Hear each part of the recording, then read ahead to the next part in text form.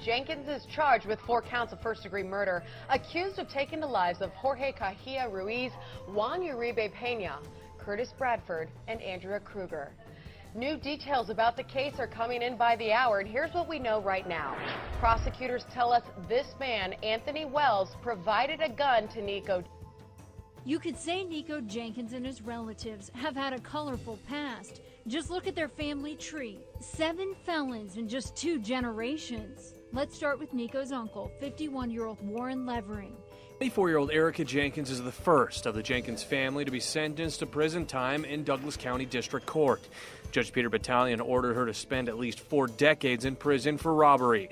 A jury convicted her of luring Jorge Ruiz and Juan Peña to Spring Lake Park to rob them when her brother Nico blasted them in the heads with a shotgun. Welcome to True Crime Legacy, a channel dedicated to exploring infamous crimes throughout history.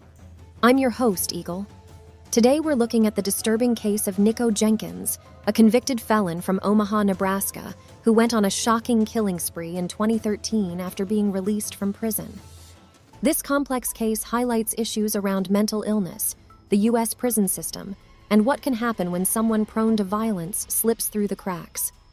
To start, let's look at Nico's early life and what may have led him down such a dark path. Nico Jenkins was born in 1986 in Omaha to a single mother named Lori Jenkins.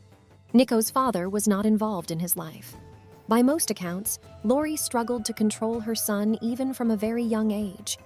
When Nico was just 7 years old, he brought a loaded handgun to his elementary school. This incredibly dangerous act resulted in Nico being briefly taken from his mother's custody.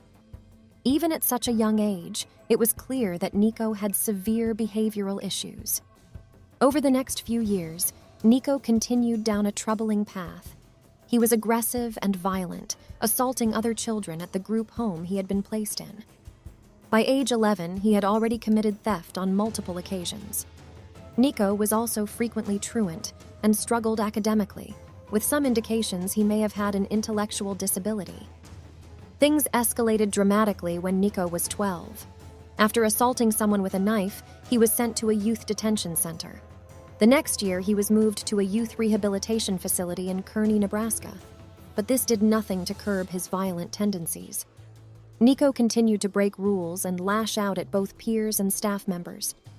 In 2002, at age 15, Nico committed 2 brazen armed robberies in Omaha. In one case, he carjacked a woman, forcing her out of her vehicle at gunpoint.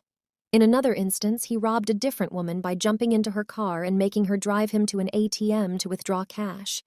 These reckless crimes landed the troubled teenager in adult prison, where he would spend most of the rest of his life.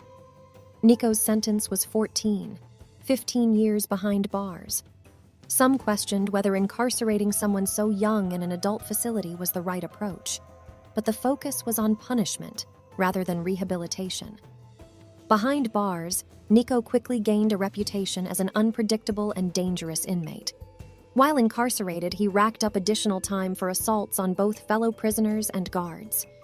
Nico joined a gang for protection in prison. He fashioned homemade weapons and seemed to thrive on intimidation and violence. Nico spent most of his sentence in solitary confinement due to his frequent outbursts and attacks. This kind of isolated imprisonment has been linked to serious mental health consequences in some inmates. In Nico's case, he reportedly became paranoid, erratic, and suffered hallucinations while segregated.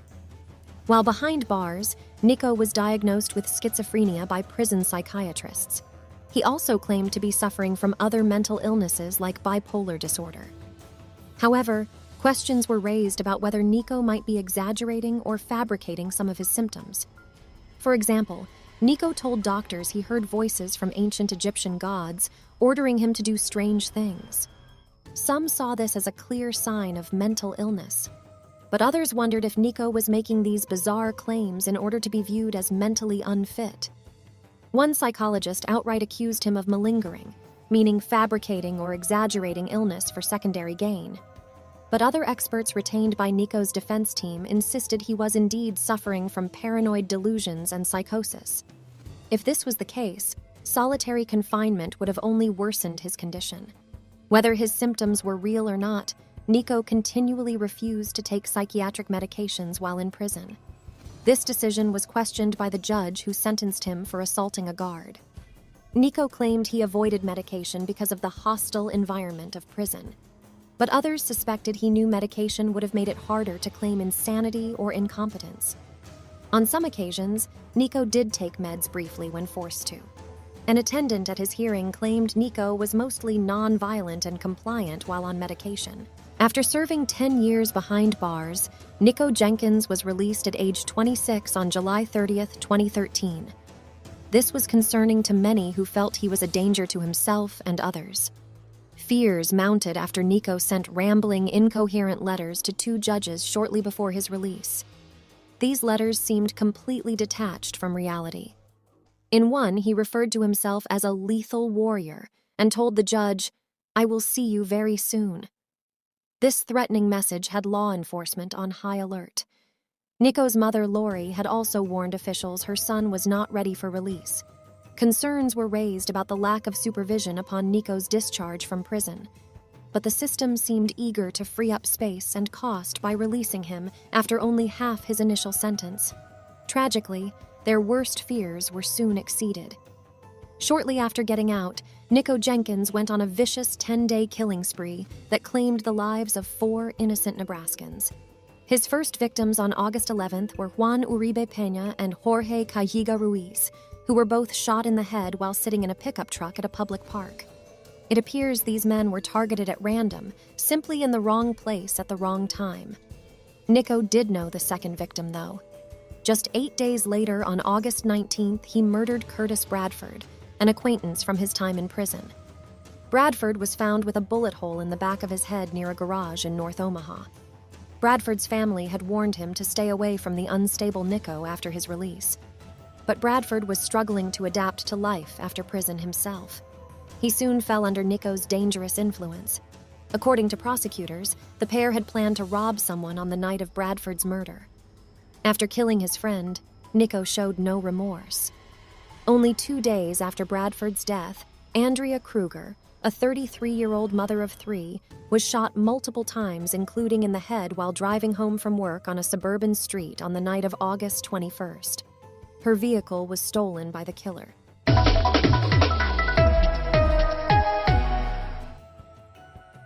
He has his past, and his MO is not murdering people. He don't have it in his heart.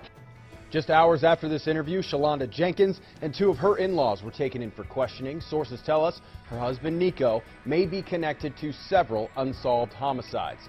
Nico Jenkins and 2 women just arrested in the past 24 hours have not been excluded as possible suspects in the death of Andrea Kruger. Good evening, I'm Adrian Whitsett, and 26-year-old Nico Jenkins was arrested Thursday on a separate warrant for terroristic threats. Only KTV News Watch 7 there late last night as investigators seized about 20 bags of evidence that may be linked to several area homicides. Omaha police served the search warrant at the Tudor Heights apartments near 108th and West Maple. And at this hour, sources tell us 7 people are being questioned for several unsolved homicides. In the big story at 6, KTV News Watch 7's Hannah Pickett joins us live from Douglas County Corrections with the very latest. Hannah? Yeah, Adrian, Nico Jenkins, his sister Erica, and friend Christine Bordeaux were all arrested last night on unrelated charges. And just this afternoon, sources tell us Nico's mother, his wife, another sister, and ex-girlfriend have all been taken in. And we do know that in the past hour, Jenkins' mother, Lori, was booked for tampering with a witness. Meanwhile, the 6 others are being questioned in a string of unsolved murders. Officials won't say what they took from this Tudor Heights apartment Thursday night, but sources say evidence recovered may be connected to several unsolved homicides. This apartment near 108th and Maple is where police arrested 26-year-old Nico Jenkins Thursday for an outstanding felony warrant for terroristic threats. Sources say Jenkins' ex-girlfriend called police saying he threatened to kill her and her family. And the woman who reports Jenkins told her he was going to send demonic forces to her mother's house. But sources say that's just the tip of the iceberg. According to our sources, Nico Jenkins, his sister Erica, and friend Christine Bordeaux have not been excluded as suspects in the murder of Andrea Kruger.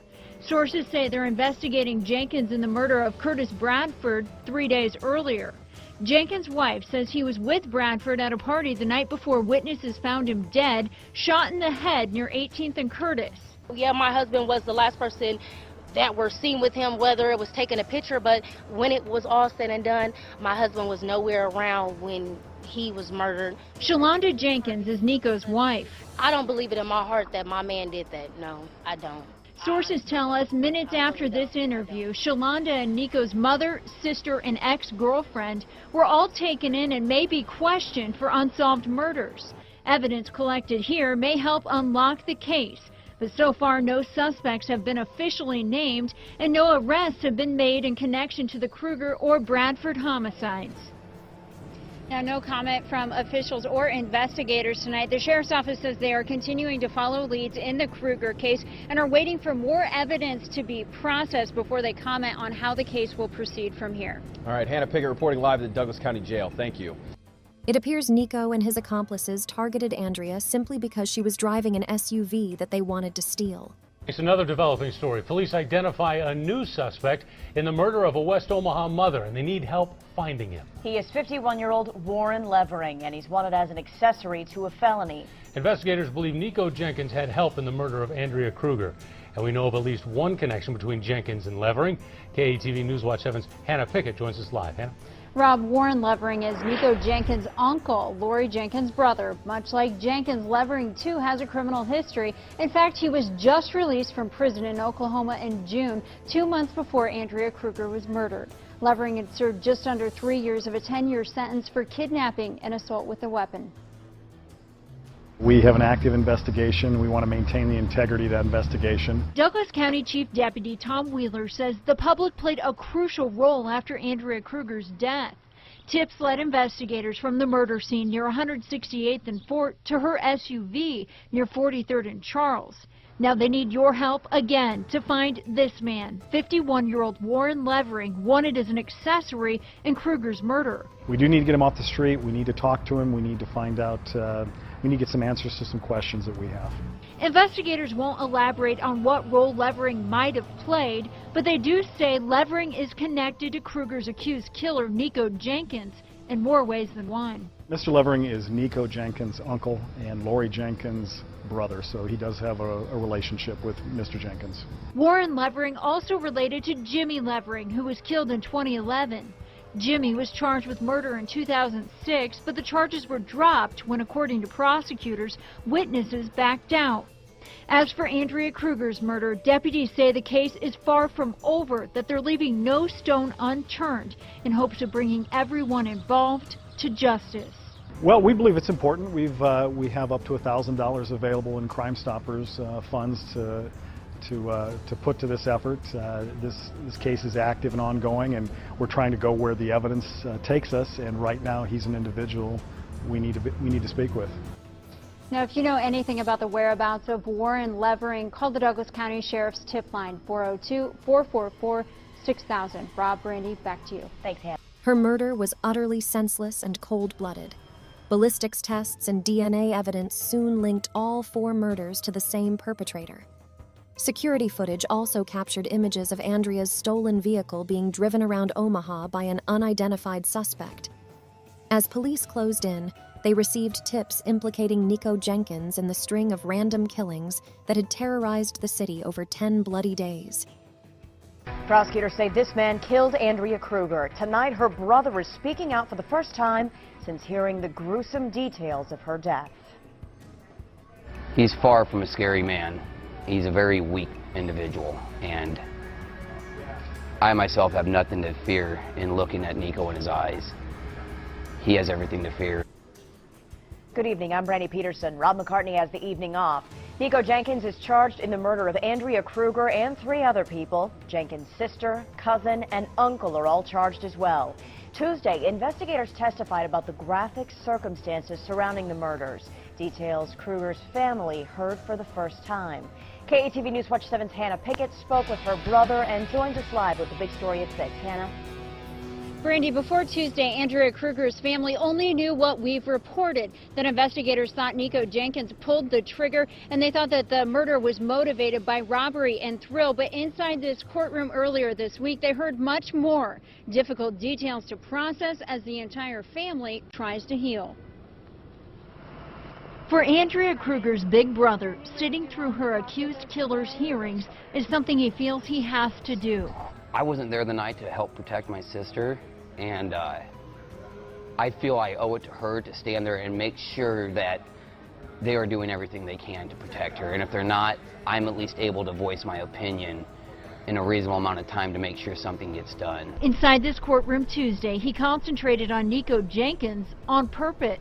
I did the best I could to make as much eye contact with him as I could, hoping he could maybe see my sister in me, and hoping that wears on him a little bit. Tuesday was the first time Kruger's family heard the gruesome details about how she was killed, including the roles Nico Jenkins' family members are accused of playing. Hearing all that, you know, I guess you can't prepare for that. You know, sitting there, the anger, the heartache, and then just feeling sorry for those individuals. Robert says the details were difficult, but he says he doesn't believe them all, saying he knows his sister fought back rather than pleading for her life, as Nico told investigators. Nico, you know, probably had to shoot him to defend himself after they got into their altercation. Now Roberts and his family focus on Andrea's 3 kids, hoping her very young daughters will somehow remember their mom. That's what's weighing on our hearts the most, is that they won't be able to remember how great their mother truly was to them. That's what's really sad, is Nico took that away from those 2 girls, and they're never going to know their mother and how great of a woman she really was. Now, Nico Jenkins is being held here at Douglas County Corrections on no bond as he awaits trial. His sister Erica went before a judge here this afternoon, charged with 2 counts of conspiracy for her roles in Kruger's murder and in Spring Lake Park. A judge gave her $10 million bond for each count, but it's a moot point considering she's held on no bond for Curtis Bradford's murder. Their uncle, Warren Levering, went before a judge today, too, for first-degree murder and weapons charges in Kruger's death. A judge also gave him no bond. Reporting live at Douglas County Corrections, Hannah Pickett, KETV News Watch 7. Thank you, Hannah. Acting on this information, officers tracked Nico down to a relative's home where he was arrested without incident on outstanding warrants on August 29th. In initial interviews with detectives, Nico denied any involvement in the murders.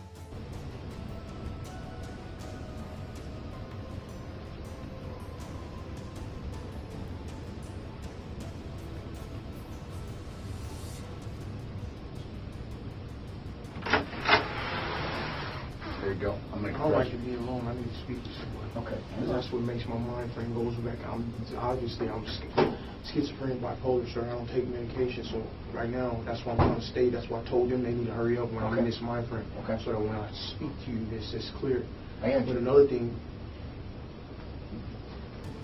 what I'm about to do, the sheriff office and you guys need to be honest with me. Okay. Because if we're going to make this work and get this closure for this family, you're going to have to tell me what you have and what you don't have. That way I know if I have to go get it for you, because these are my cousins. Okay. These are my 2 family members, the ones that were in the house that day. Okay. Okay. They're brothers. But the one of them, you think I'm a mental case. He's a severe mental case. He has documented being in Lincoln Regional Center, Psychiatric Hospital. See what I'm saying?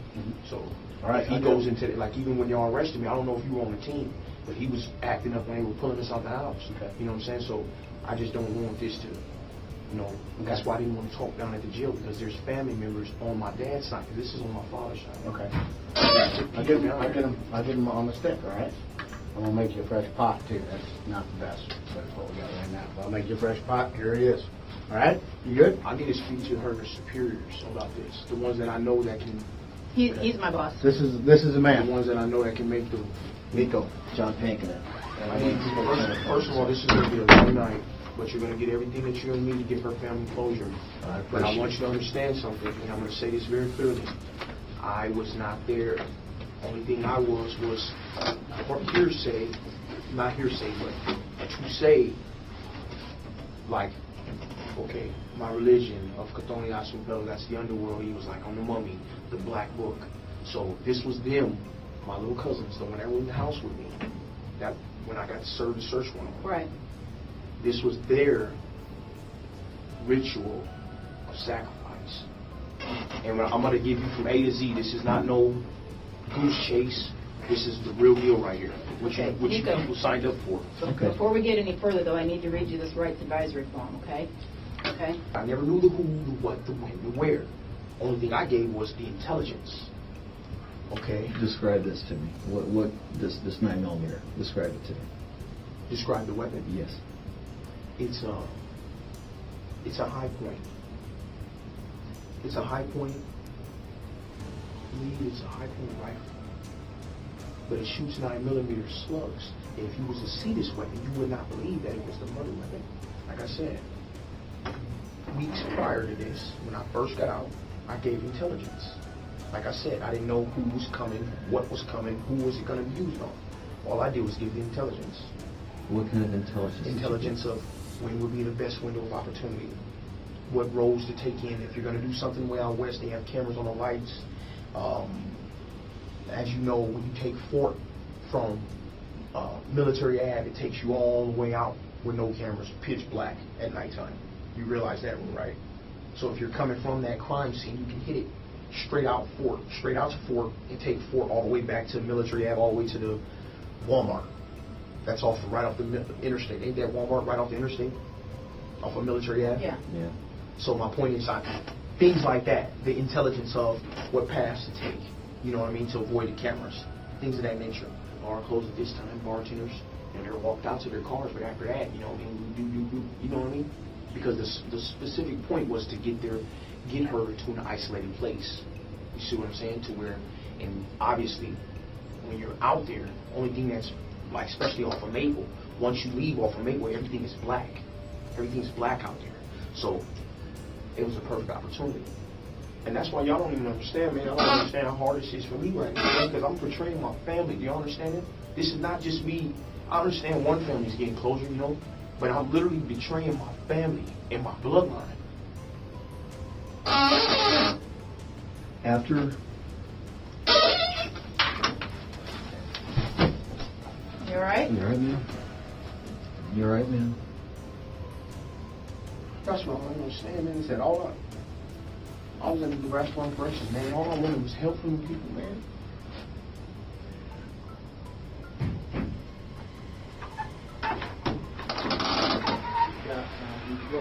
Yeah, I'd like to find somebody, or somebody might have You need more coffee or not? Yes, please. But I'm telling you right now, what I just given them, I will testify to that. This is the first time that I've ever aided and assisted law enforcement in my life. So any jury, any judge, any prosecutor will be, once I sit on that stand and testify to this, it's golden. Any jury is not going to look at me and say, oh, he's told before and he's done. With my history and my reputation, and this first time testimony of ever aiding and assisting law enforcement, and everything that I'm saying is accurate. Okay. This is... You gotta come to terms. I understand. Because here, listen to me. But listen, no, I've listened to you for a long time. It's time for you to listen to me. Because like what you said, if you don't tell me what the heck happened out there, people are going to think the absolute worst. People are going to think the absolute worst. If this a robbery went bad, if there's someone panicked, if did something really stupid, now's the time. Because otherwise, you're right. They're going to look at Nico Jenkins as a flat-blooded killer. That's what's going to happen. Do you not realize I got Nico Jenkins? Do you not realize that? I got Nico Jenkins. I got you. What do you mean you got me? I got your DNA at the murder scene. I got your DNA in the car. Sir. I got the weapon. I got Nico Jenkins. I don't need to make... I don't care about it. I just want other people that are involved in it. What the hell happened out there? And why? I already... You know, I know who. I know what. I know when. I know where. And then when I talked to you earlier, you were saying stuff about a carjacking. That woman's husband and children, that woman's husband is grieving right now. This is not just some psycho killer that just wanted to go trophy. I am documented psychiatrically disordered. I'm documented chemically imbalanced. This is a fact. Yeah. So my point is... We're well aware of that. My point is this, though. This family didn't deserve this. Right. This could have been prevented had it not been for the Nebraska Department of Corrections doing what they knew what they supposed to have did. And they never gave me an opportunity. They never gave me an opportunity for treatment because I wouldn't take the medicine. But eventually, he began to open up. In a chilling confession, Nico admitted to carrying out all 4 slayings at the command of an ancient Egyptian serpent, god named Apophis. He claimed the murders were human sacrifices ordered by this deity that only Nico could hear. Nico said he had no control over his actions, insisting Apophis made him shoot the innocent victims at close range. However, prosecutors believed the real motivation was witness elimination, thrill killing, and robbery. The cold, detached manner in which Nico described the executions left the investigators stunned. They were dealing with a stone-cold killer who showed no empathy or remorse for ending 4 lives and devastating families. Nico was obsessed with what evidence police had collected and whether they could link the killings to him. At one point, he even offered to go undercover to help catch the real killer. His confession painted a portrait of a cunning manipulator who was also clearly unstable. Nico claimed he killed his friend Bradford despite not wanting to, insisting the Egyptian serpent god made him do it. He also denied wanting to harm women, saying he must have been compelled by his hallucinations. After his arrest, Nico Jenkins would continue to make outrageous claims as his case moved forward. Despite lawyers being appointed to him, Nico chose to represent himself in court. He filed bizarre legal briefs handwritten in unusual shapes and formats. His appearance was also unsettling, with a face almost entirely covered in tattoos. The cause of Nico's disturbing behavior remained a matter of intense debate. Prosecutors believed him to be a psychopath who knew exactly what he was doing. Prosecutors say he's faking it. Convicted killer Nico Jenkins gets another hearing over whether he's mentally competent to face the death penalty. Prosecutors today presented a psychologist's evaluation, and it says Jenkins suffers from a severe personality disorder, but that he's faking other psychiatric symptoms. The psychologist testified he sleeps well, eats fine, but does not show the symptoms you'd expect in people suffering severe psychosis. A defense expert says Jenkins' frequent self-mutilations are a clear sign of mental illness. Jenkins killed 4 people in a 2013 crime spree. At 6 o'clock, KETV News Watch 7's Camila Ortiz reports on what family members of one of the victims told us about Jenkins' lengthy sentencing process. But some experts retained by the defense said he was a paranoid schizophrenic detached from reality. Testing showed him to possess a very low IQ, which could point to intellectual disability. But Nico also demonstrated an ability to craft elaborate lies and manipulate those around him. In the end, 2 key facts couldn't be ignored: Nico's long and well-documented history of violence and the horrific cruelty of his 10-day rampage. On April 16, 2014, Nico Jenkins would be convicted on 4 counts of first-degree murder. He was deemed competent to stand trial after a judge found him capable of understanding the charges against him. But Julie, death plus 500 years, that's the maximum Nico Jenkins could receive, and that's what the victims' families have been waiting to hear. It may be a death sentence for Nico Jenkins. Justify the imposition of a sentence of death for each murder. But for the mother of one of his victims, Curtis Bradford, she can now live again. He's had power over my life for 4 years, and I've struggled for 4 years. He don't get that power today. It was the summer of 2013. Jenkins had just gotten out of prison when he went on a 10-day killing spree. First shooting Jorge Caiga Ruiz and Juan Uribe Peña, then Curtis Bradford, and he randomly targeted Andrea Kruger as she drove home from work in Northwest Omaha. Kruger's parents sat quietly in court, hanging on to the judge's every word, now feeling a sense of relief. We're just glad it's over with. It's been a long time, too long. Yeah. What were you thinking when you came into today? I kind of thought I'd go this direction, and I'm good with that. The Douglas County attorney says the 3 judges did the right thing for the families and for the community. And rest assured that Nico Jenkins will never be able to hurt anybody again on the outside. Glasgow says her son and her faith give her strength to move on. I'll never forget him. I love him forever, but it's time for me to heal, and I'm ready. So I'm ready for peace. For all the victims' families, peace and each other is what they have to hold on to now that this has come to an end.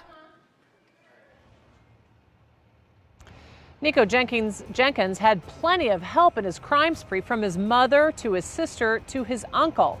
They are all already in prison. Reporting live at the Douglas County Courthouse, Michelle Bandur, KETV Newswatch 7. Nico again attempted to plead no contest to the charges, but the judge entered guilty verdicts, nonetheless based on the overwhelming evidence. At the subsequent death penalty hearing, Nico showed up in court with the words 666 inches carved into his forehead and had to be tasered twice for acting aggressively. On September 24, 2014, he was sentenced to death by a 3-judge panel. The panel determined that Nico's history of violence and the depraved nature of his crimes outweighed any evidence of mental illness. They found that he had intentionally targeted innocent victims, including killing his friend Bradford. In their view, Nico knew what he was doing and deserved the ultimate punishment. You could say Nico Jenkins and his relatives have had a colorful past. Just look at their family tree. 7 felons in just 2 generations. Let's start with Nico's uncle, 51-year-old Warren Levering. He's a felon just released from prison in Oklahoma and has done time in Nebraska, too. Investigators say he's fathered 7 children with 6 different women in 5 states. This week, prosecutors charged him as an accessory in the murder of Andrea Kruger. They say he helped Nico get rid of Kruger's car and tried to set it on fire near 43rd and Charles. Prosecutors say Levering got the gas can from his sister's house, Nico Jenkins' mother, Lori. Lori just bonded out of jail herself this week on an unrelated felony terroristic threats charge. In addition to Levering, Lori has 2 other brothers. Both are convicted felons. One is even currently on parole. Investigators say Lori Jenkins had 6 children with David McGee but never married him. McGee died in 2009 but was a felon himself, convicted of terroristic threats. Of the couple's 6 kids, 4 have been arrested in the past month. 23-year-old Erica Jenkins is a convicted felon, now facing murder and weapons charges in the death of Curtis Bradford. Friday, she told Judge Caniglia she can't be a killer because she's 3 months pregnant. Investigators say she has a 7-year-old son, too, that initially was placed in child protective custody. Erica's little sister, 18-year-old Lori Sales, known as Lolo, is charged in Bradford's murder, too. Prosecutors say she got rid of the murder weapon. A third sister, Melanie, also a convicted felon, bailed out of jail last week on unrelated terroristic threats charges. She's 25, and investigators say she has 3 children under the age of 7, and all were initially placed in child protective custody. As for Nico Jenkins, he was just released from prison before prosecutors say he shot and killed 4 people. He's 27 years old and legally married to 22-year-old Shalonda Jenkins, seen here in a recent interview, and told us she's pregnant with Nico's child. Nico has 2 other sisters, both live out of state, and neither are in much contact with the Omaha Jenkins. A broad look at the ties to one man, a man prosecutors say has uprooted 4 other families.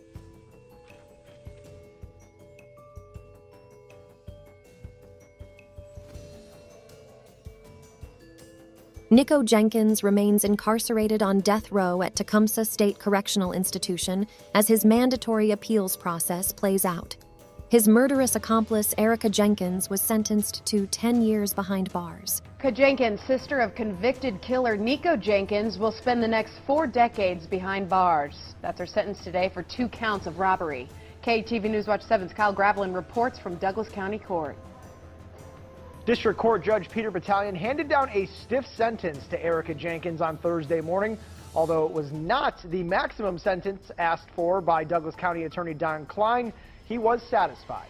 Well, we're very pleased that she's, not going to be up for 40 years at a minimum.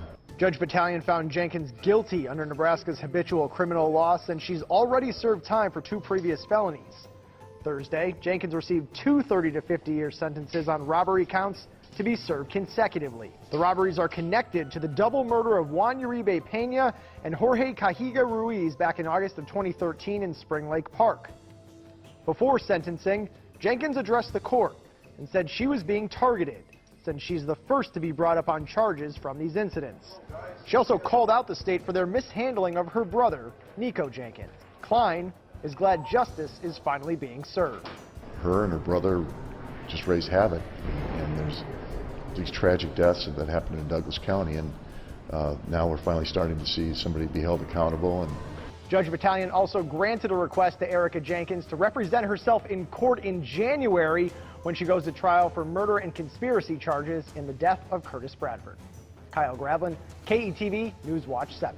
Thanks, Kyle. Today's hearing began with an arraignment on 3 new charges against Jenkins. She pled not guilty to 2 counts of assault on an officer and 1 count of use of a deadly weapon to commit a felony. That's stemming from recent incidents at Douglas County Corrections. Jenkins will not be eligible for parole until 2054.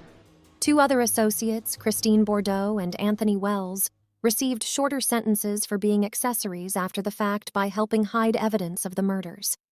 In the aftermath of Nico's rampage, the Nebraska prison and health system came under heavy scrutiny. Lawmakers demanded accountability for failing to provide adequate mental health treatment and post-release supervision for such a dangerous felon.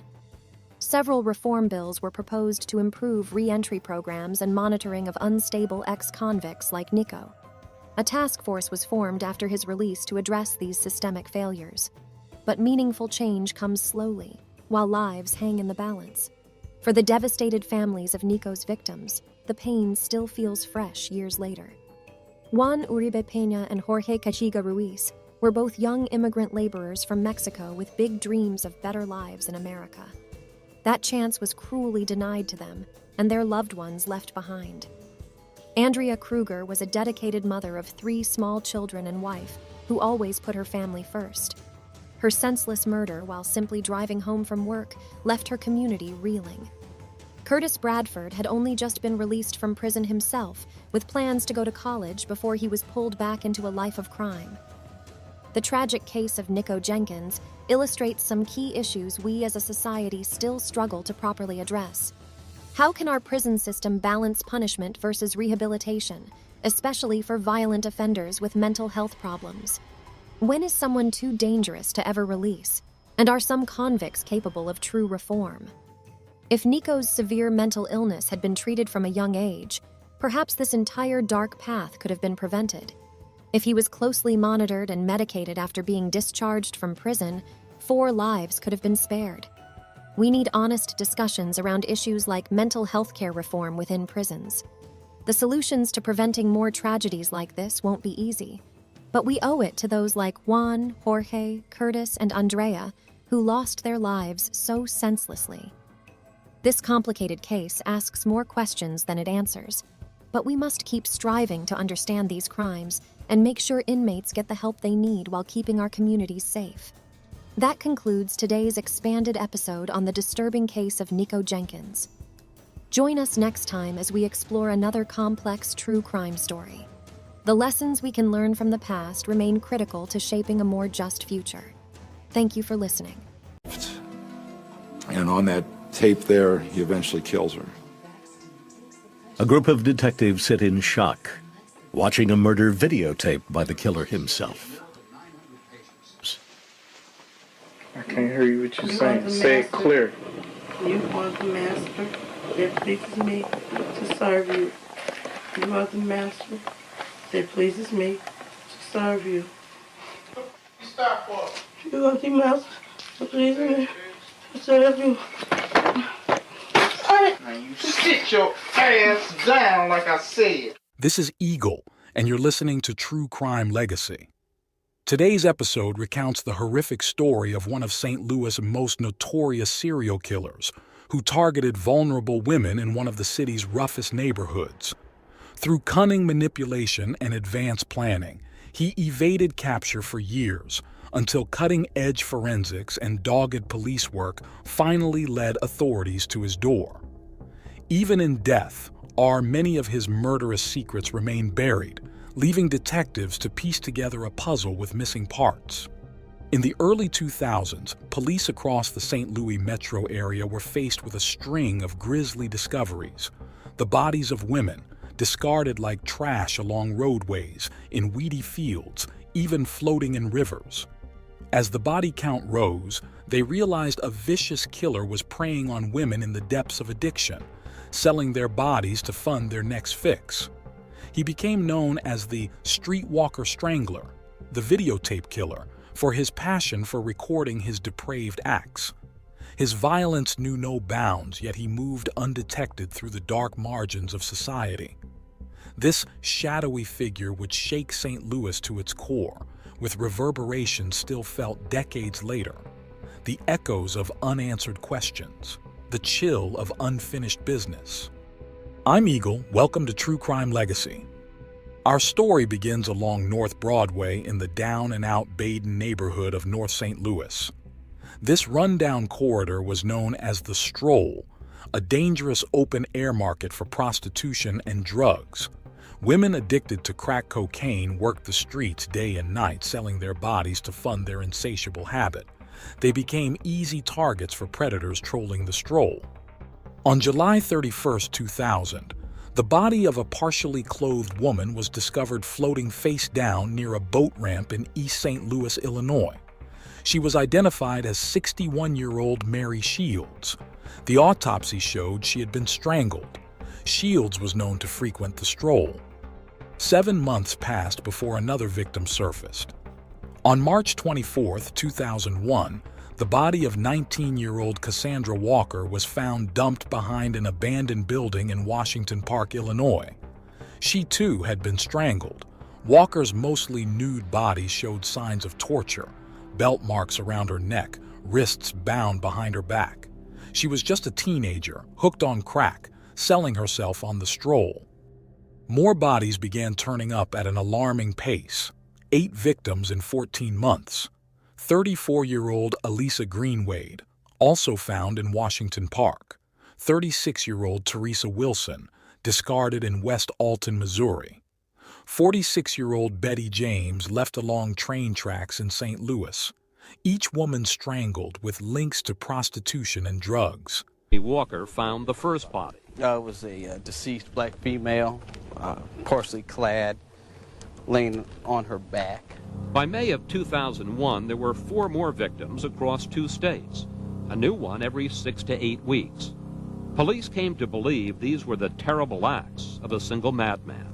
We were sure that we had a serial killer. And when you'd get a call, hey, there's another body around here, Jimmy, what would you think? You'd realize that, yeah, more than likely it was the same person. He'd done it again. Yes, sir. And the killer kept killing. By the end of August, 8 women were dead, and each fit the same vicious pattern. As the victim tally grew, one thing was clear. A ruthless killer was preying on the most vulnerable women in the St. Louis area. The press dubbed him the Streetwalker Strangler. The FBI joined local agencies, forming a task force to hunt the elusive killer. They canvassed the Stroll and surrounding neighborhoods for witnesses or leads. They compiled an extensive victimology profile. Every woman was African American, between 19 and 61 years old, with a history of prostitution and crack use. Most were nude or partially clothed when found. Some had items belonging to other victims. More than 10 investigators were charting connections among the murders, and they had several theories. The most common profile for a serial killer is a young white male loner. Because many victims were left near major highways, some thought the killer might be a truck driver whom people didn't notice. But they also pursued something new, an urban predator who works in inner city like a killing field. The police gave the name Streetwalker Strangler to this person. Bryant, who broke the story that a serial killer was on the loose. What kind of person did police believe they were looking for? They had no clue. They had no idea. They just thought it was a person who liked to pick up prostitutes, but that's all they knew. He was getting away with it. The killer was evolving, becoming more brazen and violent with each murder. He transported bodies across state lines to confuse investigators about jurisdiction. He tortured his prey by gagging them and binding their limbs. His bare hands or belts were used to squeeze the life from them. Then he discarded them along roadways like trash, not even attempting to conceal them. He was sending a clear message about how little he valued these women's lives. With each grim discovery, the task force intensified the hunt. They needed a break in this case before the body count rose even further.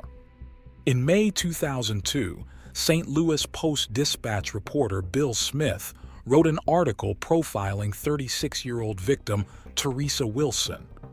It described her struggles with addiction and life on the streets before meeting her tragic end. A week after the story ran, Smith received a strange piece of mail at his office. Decided to try to make people care by telling the story of one victim. He chose Teresa Wilson, whose body was dumped along a highway, so decomposed police couldn't tell how she'd been killed. She grew up in this house.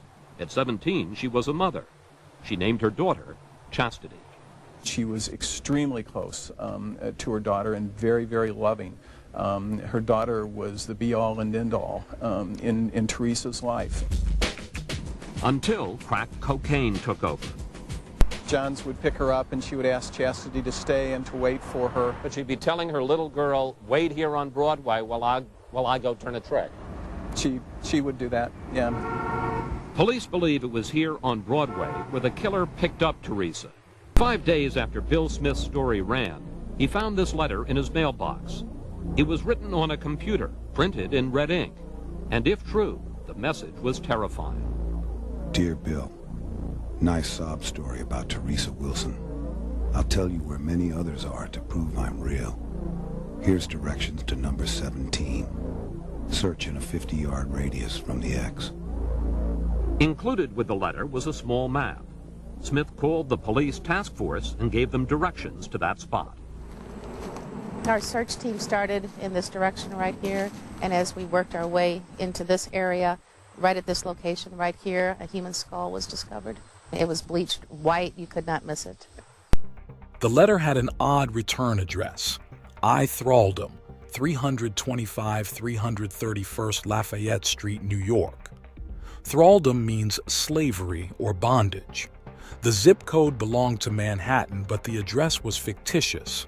This immediately struck Smith as odd. Why invent a location?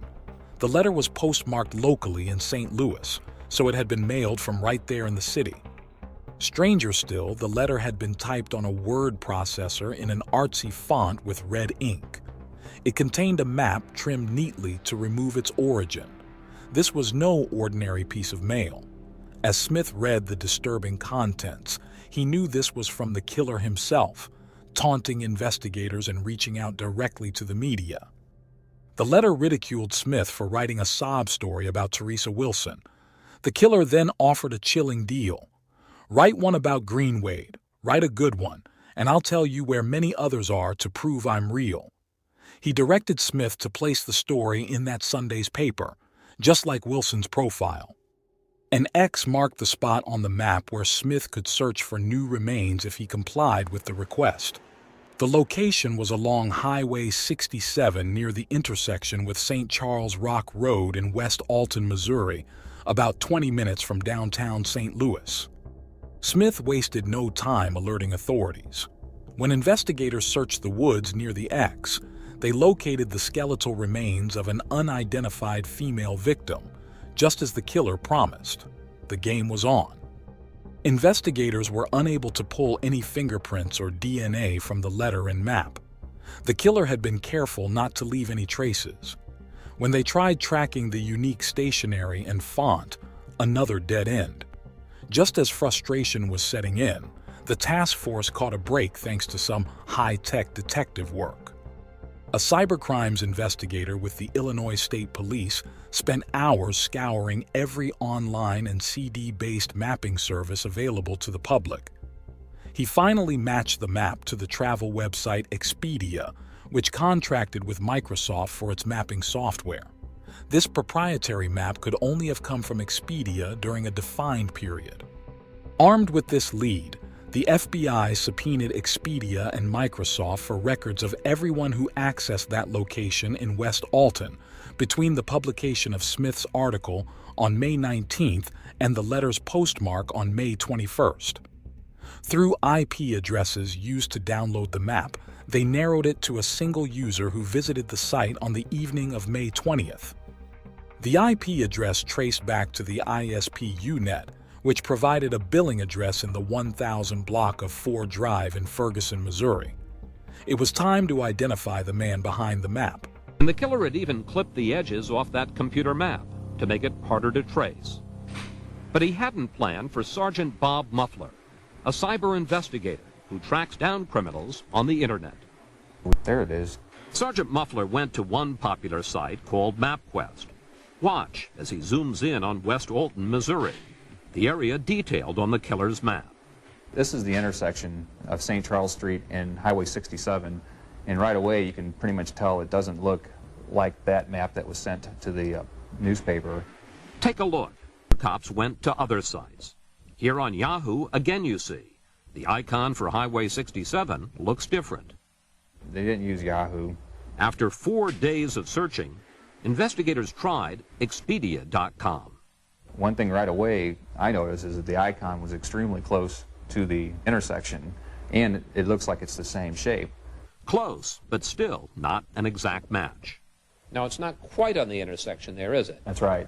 When you go up to print the map, that's where it gets real close, real fast. Now you got almost an identical replica of what the killer had sent to the newspaper. That's correct. Now let's meet Maury. On the morning of June 7th, 2002, a task force led by St. Louis County Police closed in on the address traced from the map. A man named Maury Travis answered the door, visibly annoyed at the early morning disturbance. Travis lived there with his girlfriend, but the home actually belonged to his elderly mother.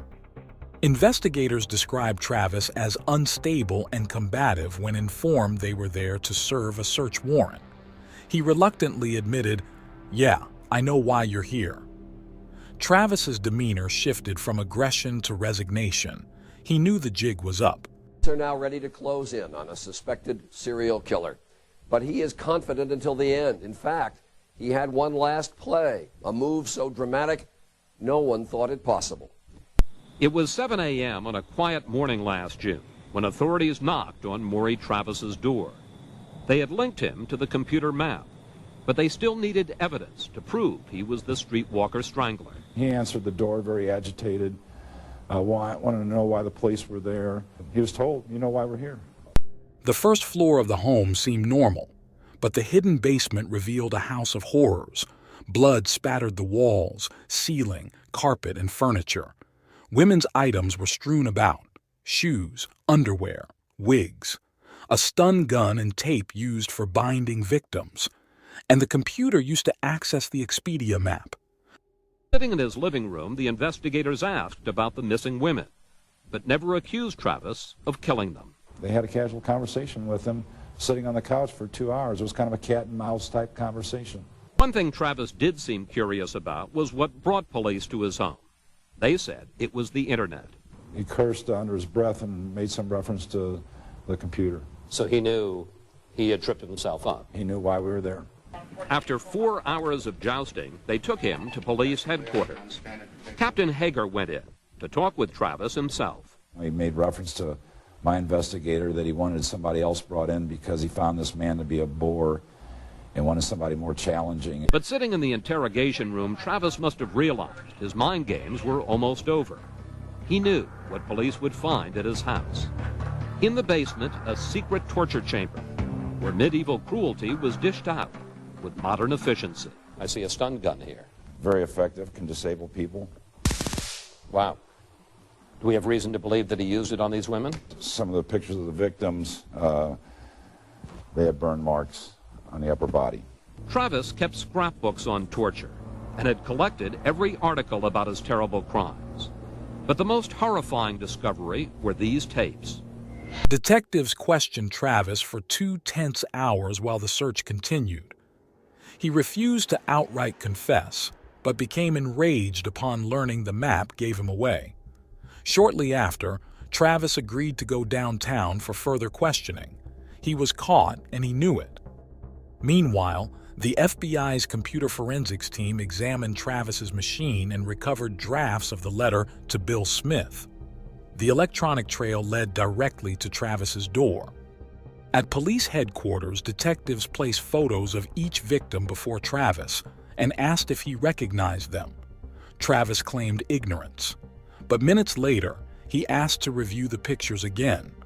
An interesting request for a man who just denied knowing the women. When detectives mentioned the women had all been murdered, Travis fell silent. They hadn't actually told him that fact yet. Travis was already intimately familiar with their fates. In a chilling move, Travis offered to lead police to another body, this time in East St. Louis. However, when they neared the bridge to cross into Illinois, Travis abruptly aborted the trip and demanded to be taken back to jail. The bait and switch was clearly a tactic to gauge how much investigators already knew.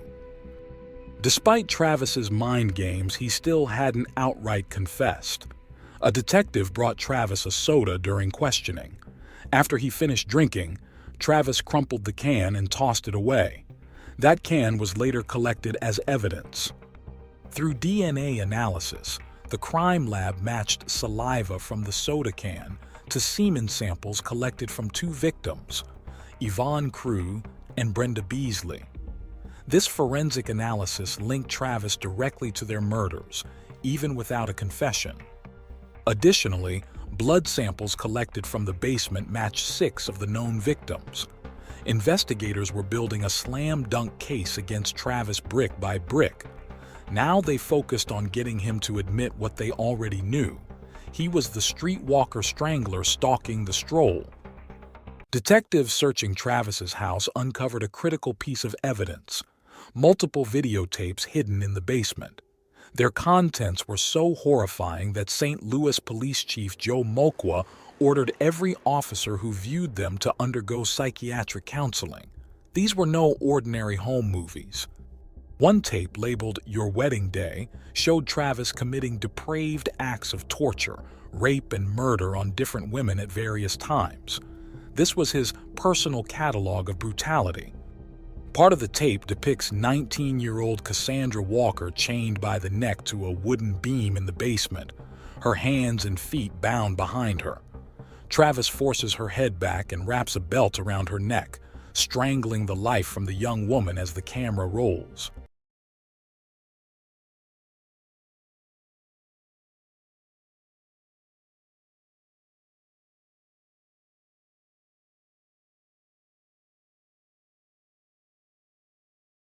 Travis had recorded every step and how he ensnared his victims. First, in his bedroom, he gave them crack cocaine to smoke and have sex with them. Next, he would get them to engage in strange rituals. Travis would dress them in white and put sunglasses on them. Then, listen carefully. Police believe that is the sound of Travis dragging a woman down the steps to his basement. There, he shackled them and turned into a monster.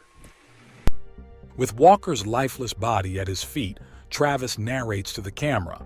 This is first kill. Number 1. First kill was 19 years old. Name? I don't know. First kill was nice. Of his handiwork. This is first kill, number 1. First kill was 19 years old. Name, I don't know.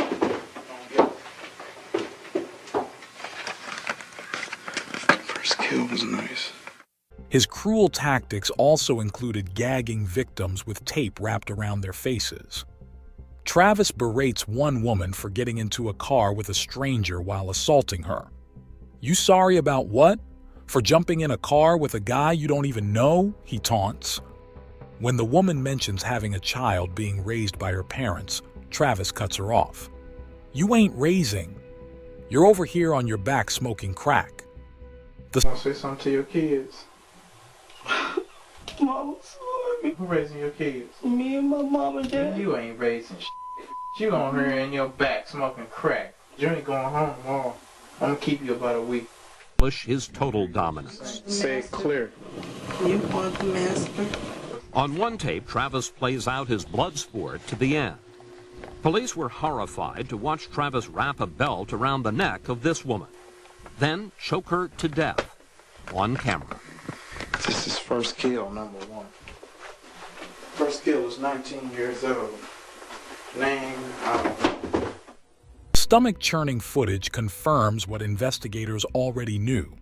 Maury Travis was the ruthless killer preying on women along the stroll. He derived sadistic pleasure from dehumanizing the vulnerable victims before snuffing out their lives. If the videotapes weren't enough, detectives made another chilling discovery: a hand-drawn diagram of basement renovations to create a torture chamber. Travis was constructing a soundproof dungeon where he could chain up victims long-term. Investigators also found a supply list for the planned renovations. It included building materials, sound-absorbent foam, and adult diapers to contain victims for extended captivity. How many women would have suffered unimaginable torture if Travis had completed this psycho lair? His bloodlust was never going to be satisfied. Though Travis still hadn't formally confessed, the mountain of evidence left no question. He was the streetwalker strangler. Now in custody on kidnapping charges, his reign of brutality attacking the most vulnerable women in the St. Louis streets had come to an end, or so it seemed. With Travis behind bars on federal kidnapping charges, prosecutors weighed additional charges across multiple jurisdictions tied to the string of murders. Detectives worked to piece together a timeline of Travis's killing spree. They uncovered a gap between murders at the end of 2001 when Travis was briefly jailed for an unrelated offense. The delay provided more confirmation he was the killer. But not all of Travis's secrets died with him when he took his own life just days after the arrest. You see, some serial killers will take their actual victim count to the grave, especially those unmotivated by fame or notoriety. On June 10, 2002, 1 week after being taken into custody, Travis was found hanging lifeless in his cell, dead by his own hand. Rather than face justice, he chose to silence himself permanently. Guards at the St. Louis County Jail were supposed to check on high-risk inmates like Travis every 15 minutes. However, they failed to check on him for 2 consecutive periods, enabling Travis to craft a noose from his bedsheet threaded through the cell's air vent. He even restrained his own hands behind his back so he couldn't try to break free once the hanging began. Travis wanted to be sure he finished the job. He left behind a suicide note addressed poignantly to his mother, apologizing for causing her pain. The note stated, "I don't know why. I was just sick. I've never felt normal or happy at any time in my life. I think about the life I lead and what's ahead of me. This seems the best solution for all involved, especially me, because I won't spend the rest of my life locked up, or worse, let them kill me with a needle." However, noticeably absent from the note was any admission of guilt or remorse for the murders themselves. Until his final breath, Travis refused to acknowledge the brutal acts committed at his hands. Detectives were deeply troubled by being denied the closure of hearing his confession. So many lingering questions would remain forever unanswered. At the time of his death, Travis was directly linked through DNA and other evidence to 12 murders. However, he had cryptically boasted of claiming 17 lives. That left the fate of 5 unknown victims still hanging in the balance. Any hope of identifying those remaining women died along with Travis. Lead investigator Tim Sachs was devastated that Travis took his secrets to the grave. In an interview, Sachs lamented, "We had 1,000,000 questions, 1,000,001 questions, and Travis took every answer with him." Maury Travis was never charged or convicted for the serial murders that gripped the St. Louis area in fear. But the extensive evidence leaves no doubt. He was the ruthless killer who came to be known as the streetwalker strangler. Travis took sadistic satisfaction in preying on vulnerable women and recording their torment.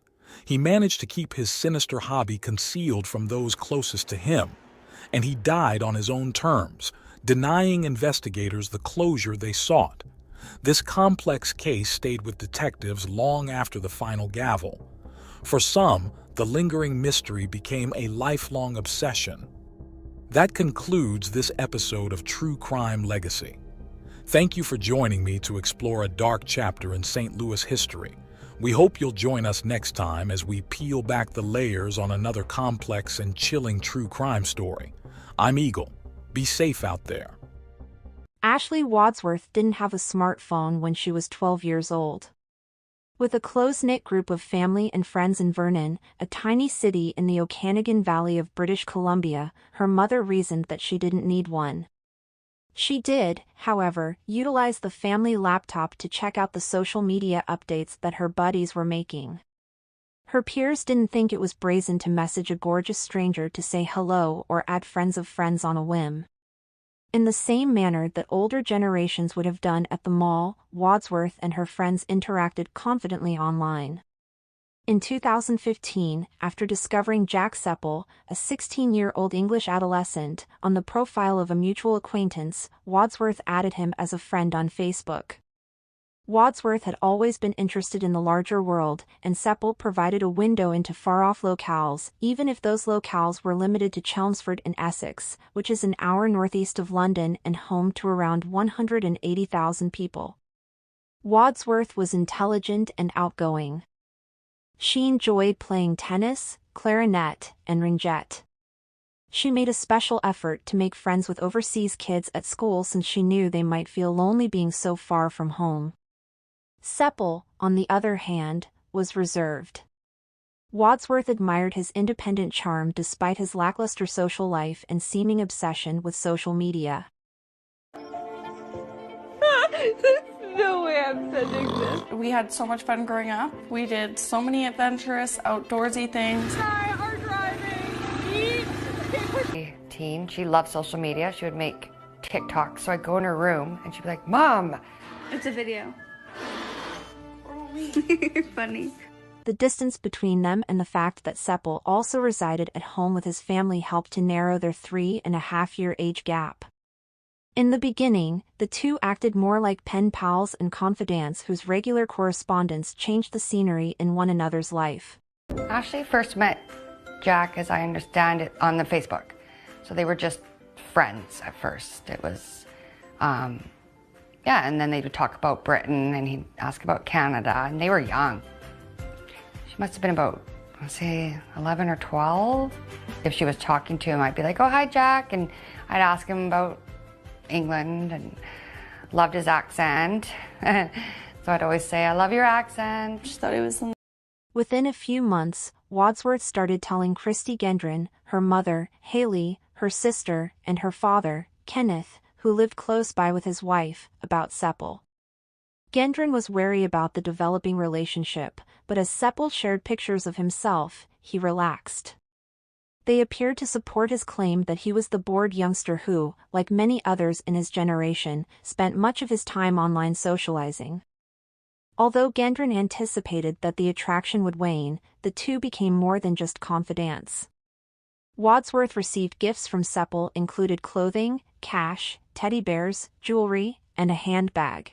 She thought he was a nice guy, buy her stuff and random stuff. I'd just send it over. So she thought he was really nice. I just thought it was a little strange that a man that's like 4 years older than her is like buying her stuff and sending it from England. They communicated intermittently and then became silent for a while. Due to the 8-hour time difference, Wadsworth woke up early in the morning to talk to Seppel, who stayed up late into the night on his end.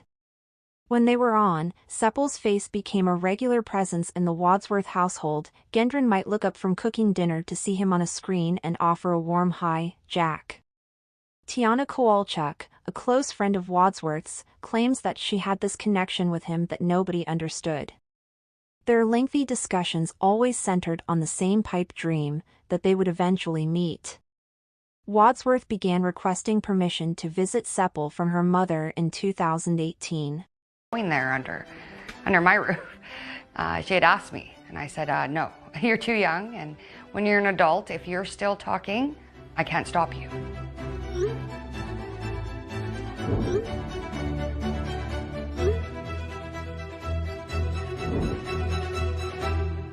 Naturally, the response was no, as she was just 15 at the time.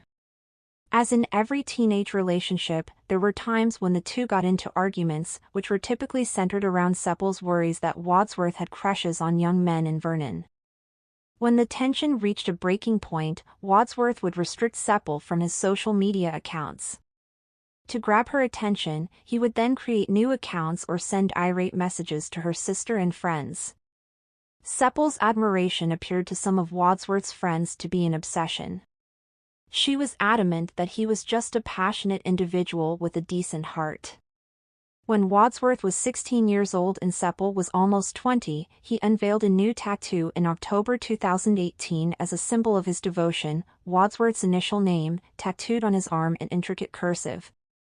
Gendron deemed it excessive and warned her daughter that she was not permitted to respond with her own. She answered, "Mom, I would never." Despite her growing infatuation, Wadsworth led a fulfilling life away from her boyfriend. She enjoyed going on hikes and camping trips with friends, as well as dirty off-roading excursions with Kowalczyk. She shared videos on Snapchat with amusing filters, such as a halo of love around her head, while bopping along to the radio in the car. Another, from when she was 15 years old, features her singing the lyrics to Hallelujah, while zooming in and forth on her blue eyes and long eyelashes and making a funny lip purr as she acknowledges she dropped a note. She and Kowalczyk sold raffle tickets at nearby grocery stores, selling every single one to collect money for their high school graduation. In pictures from the event in June 2020, Wadsworth and her family can be seen beaming while holding a bouquet of congratulations flowers in their arms. Some people started to perceive Seppel's devotion as obsession. Wadsworth maintained that he was just a passionate individual. Her relationship with Seppel was also becoming more turbulent at the time. Wadsworth started to keep some of it hidden from her mother, but not entirely from her friends. Angry after one of their arguments in 2018, Seppel dragged a knife across the name Wadsworth he had inked on his body. She thought it was messed up, Kowalczyk says. Although Seppel was intensely jealous that Wadsworth could be meeting lads in Vernon, the truth was that he was dating ladies in Chelmsford. It was his deranged way of professing his love to her. Wadsworth started getting calls from several people in 2020 when she turned 18 and they were fighting with Seppel. They hoped she could calm him down because she was his favorite, as he had made obvious to them. Wadsworth once received a call while out with Kowalczyk from a woman claiming Seppel wouldn't allow her leave his residence. According to Kowalczyk, it was almost like she had seen this before. It appeared to be a common occurrence. He was ordered by her to quit being wild. In retrospect, one would wonder why Wadsworth didn't sever relations at the time. Seppel wanted to fall in love and was an expert manipulator. Wadsworth could not yet see his actions as abusive because she was still a teenager. His behavior was troubling, obviously, but there was no clear framework for explanation without a vocabulary for abuse. Wadsworth frequently ignored Kowalczyk's advice to get rid of him. Instead, they always made up. They both agreed that once they could be together, everything would be ideal because of his apparent sincerity in his apology. According to Kowalczyk, he would use gifts or excuses as a way to get her back. Wadsworth had no idea how much worse things would get. Wadsworth began accruing hours at part-time jobs as soon as she was able to do so legally, including McDonald's, Burger King, Asian Avenue, Home Depot, and Red Bag, a clothes business. Her first purchase was an iPad so she could stop using the family PC. Wadsworth postponed enrolling at Thompson Rivers University in 2020. She yearned for a campus community, but courses were still being held on Zoom due to the pandemic. Additionally, it was the ideal time to visit England. She had completed high school, was financially secure, and was unaffected by her parents' severe admonitions that she was still a minor. Now that she was an adult, she had complete freedom. At the age of 19, she left her family behind and boarded a flight to London with a 6-month tourist visa. She was gonna go to England, no matter what. Like, she always wanted to go to England. She had asked when she was 16, but that was a definite no. But as soon as she turned 19, she took the chance. I immediately said, no way. And, well, I'm going to go no matter what, so you're either with me or against me. So I said, okay, I'm with you. Save up your money and you go. Go have fun. I was so excited to go to England. This was the trip of a lifetime for her. She was astonished. Like, she was so excited. Like, finally got to meet the man that she's been, like, loving for years. I looked and said to him, you know, Jack, I said, I'm sending you my baby, so please take care of her. I'm trusting you with her. And he said, yeah, I'll guard her with my life. This was her first time traveling alone. She posted a Snapchat of herself kissing her loved ones from her airline seat.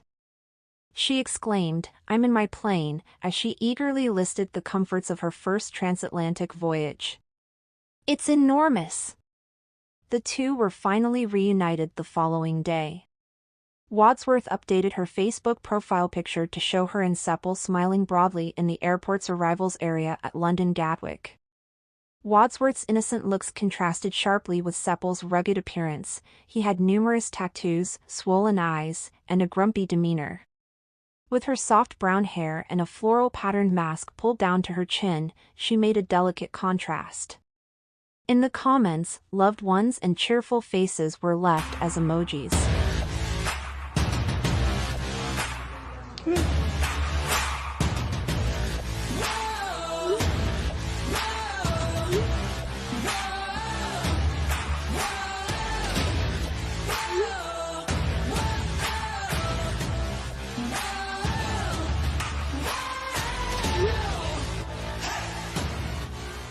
Oh, she thought England was just beautiful. I mean, everything. This was the dream she had. They went on a few, like, little tourist trips with his mom. Wadsworth appeared satisfied after spending so many years pining. It briefly seemed like a charming love story, a rare romantic gamble that paid out. Seppel had resided in a row house in a public housing estate in northwest Chelmsford since 2020 when Wadsworth moved in. They looked at Chelmsford's more affluent neighborhoods even though the neighborhood itself has a reputation for being rough. Wadsworth shared pictures of their vacations on Facebook. In one, they are cuddling outside a church with autumn leaves scattered all around them. Their smiles are so wide that it makes their faces look rounder. Winston is the name they gave their new kitty. Wadsworth beaming when Seppel FaceTimed her family back home. He too appeared happy. Seppel resembled the man Wadsworth had known him to be throughout those years of online communication in many ways. He might be warm and adoring, often complimenting her and never declining a romantic selfie. He might also be explosive and have a bad temper. Every day, the couple spent the entire day together. Wadsworth couldn't work since he had a tourist visa, and Seppel was unemployed, relying on social assistance and occasionally his close-by mother Tracy Dalton for financial support. Despite having little contact with others, he was close to her and his sister Nadia. He appeared to have no friends or social life. Suddenly, neither did Wadsworth.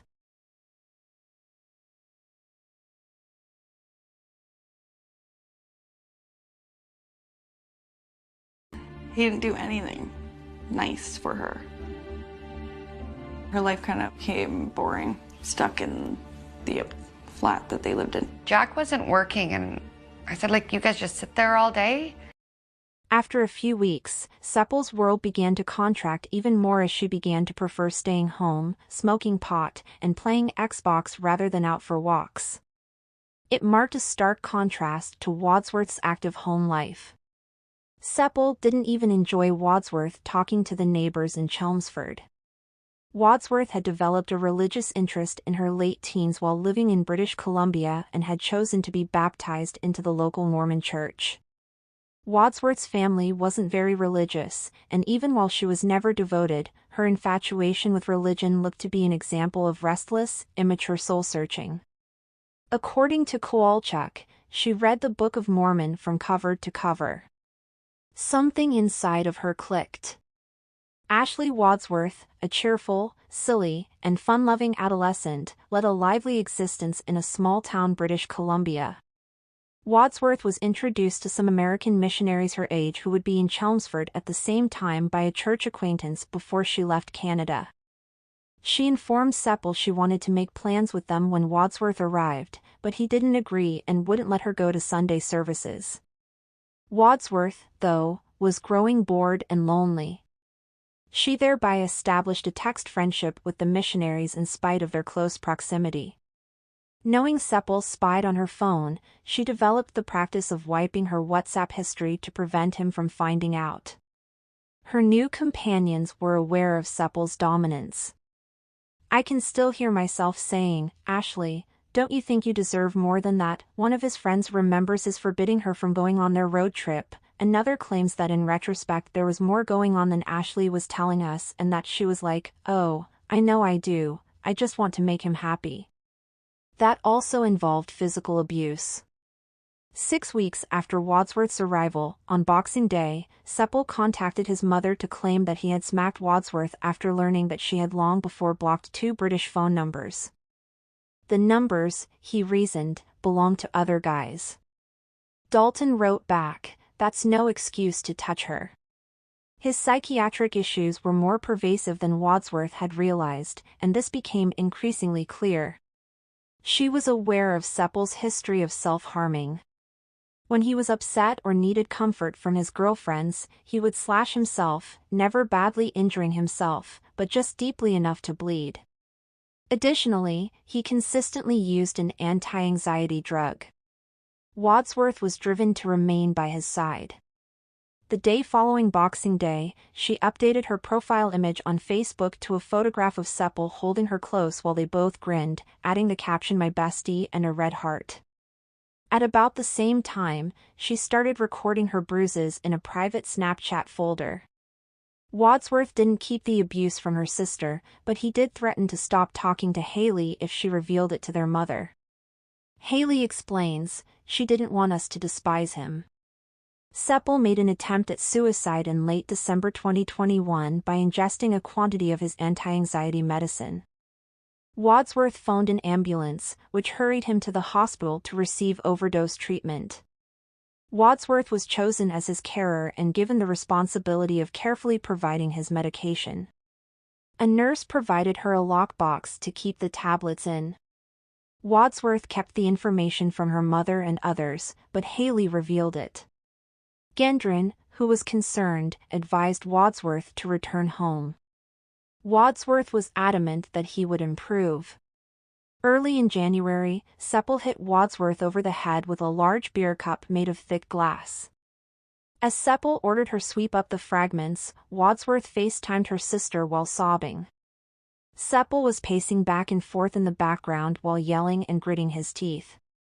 Haley unsuccessfully begged her sister to take a About a week later, they got another altercation where she FaceTimed me and he had started throwing objects at her while we were on FaceTime. And then that's when I kind of said, like, I'm gonna kind of let mom know, like, it's not going the greatest. Flight home. After Seppel's suicide attempt, Tracy Dalton, Seppel's mother, and her husband Ricky planned a family vacation to Rye, a tiny coastal village. Seppel's psychological problems were hidden from bystanders, who would have seen a happy family strolling cobblestone roads, ordering dessert, and posing for pictures with their arms around each other. They ate in pubs and traveled through the picturesque English countryside. Gendron was happy to see her daughter's images because perhaps things had changed for the better. The reset didn't last long. Soon after getting home, Seppel became enraged when he saw texts from a young Canadian man that he imagined Wadsworth was interested in that were several years old on her phone. She complied when he asked for her social media passwords. At the end of January, while on FaceTime with Haley, who was pleading with her sister to come home, Seppel assaulted Wadsworth once more and threw a candle and a television remote at her. Wadsworth initially consented, but quickly changed his mind since she thought the charming lad she had gotten up early to talk to all those years before was still inside the monstrous version of him. She hoped that healing would come to him through time, medicine, or her love. Wadsworth had been subjected to a vicious loop in which Seppel had accused her of betraying him, assaulted her, apologized, and then repeated the pattern. He wrote on Boxing Day to his mother, "She's the only person I've ever truly loved." On January 29th, he texted his mother to tell her that Wadsworth should return home, saying, "But I'm ruining it and it's killing me inside." "Running away is not the answer," Dalton retorted. She said, "If you want her to go, I understand," but added that relationships are hard work and it takes effort, patience, and love to stay together. Wadsworth changed her Facebook profile picture to a picture of her and Seppel smiling on a sunny day on January 30th. Seppel wrote to his sister that evening, saying, "I'm obsessed with Ashley's past." At London Gatwick Airport in November 2021, shortly after Seppel's arrival in England on February 1st, Seppel was irate once more.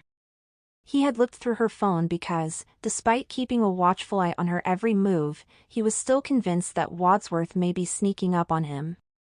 Helen Bertenshaw, the couple's next-door neighbor, overheard Wadsworth screaming through their common wall just before 8 a.m. A short while later, Wadsworth showed up barefoot at her door. I said, "Look, we've got to phone the police." And she said, "No, not for a minute." And she said, and then he threw the kitten against the wall. And I said, "We've got to phone the police." When the elderly woman opened it, Wadsworth was sobbing and blood was gushing from a cut on her palm. She said Seppel hit her, breaking her phone. Their kitten was flung against the wall by him. She feared he might kill her, but asked Bertenshaw not to contact the police out of concern that he may damage himself if things got out of hand or out of concern that he'd end himself in jail. Bertenshaw consented, but requested that Wadsworth stay at her house rather than accompany her to a doctor's visit she scheduled that morning. Wadsworth declined, so Bertenshaw went to the neighboring house alone herself to talk sense into Seppel. After his apology, she walked out. Another neighbor, Lucy, sent a parcel to Seppel's address by error at around 9 a.m. Lucy didn't think much of Seppel's refusal to fully open the door because she was aware of his gloomy demeanor and tendency to come off as paranoid. Wadsworth made a midnight phone call to her family in Vernon at that time using Seppel's phone. She stated that she wished to return home. Because Haley had finally divulged the information to Gendron, she was afraid. The Wadsworths immediately made a reservation on a flight leaving in 2 days. Seppel consented to drive Wadsworth to the airport after the COVID pre-flight exam. If Seppel blew out again, Gendron instructed her daughter to leave and head straight for the airport, and she warned Seppel that she would call the police if he injured Wadsworth any further. Unrelatedly, Haley messaged Seppel's mother, who replied that she couldn't help because she was already at the airport. It was around 3 a.m. when Wadsworth and her family parted for the final time, and she told Haley, "As soon as Ashley leaves he's gonna kill himself." 11 a.m. in Chelmsford, Vernon. Gendron now thinks Seppel made the decision to kill her daughter at this point. After a short while, Seppel sent his mother a WhatsApp message saying, "I beat up Ashley pretty bad." Dalton replied, "Is she hurt?" "John, why?" He replied, "She thinks she broke her arm." 14 minutes later. As the prosecution read aloud Seppel's extensive history of violence, the Wadsworths watched in startled silence. Between 11:22 a.m. Wadsworth used Seppel's phone to send frantic texts to her family and friends in Vernon, where it was the middle of the night, as well as to her church acquaintances in Chelmsford, up until 12:38 p.m. The last thing I got from her was at 3:30 a.m. our time.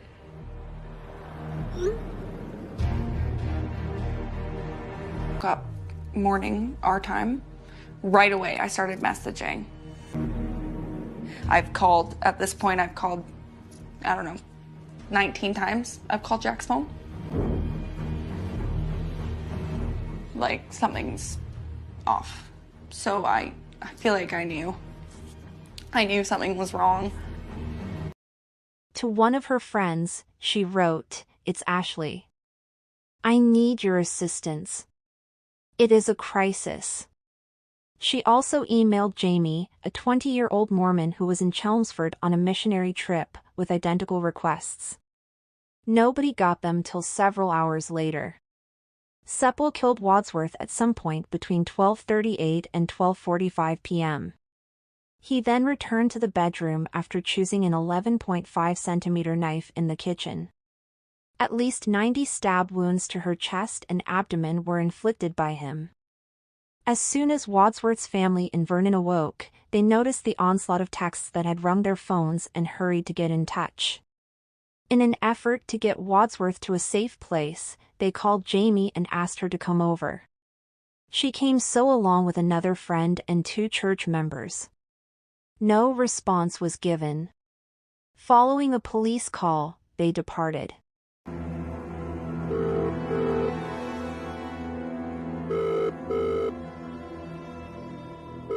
Please, what's your emergency? Hi, one of our friends has been texting us that she's been in a domestic, that like they've had some abuse in her home. Okay, is this happening now, yeah? Yeah. What's your friend's name? Ashley Wadsworth. Her age?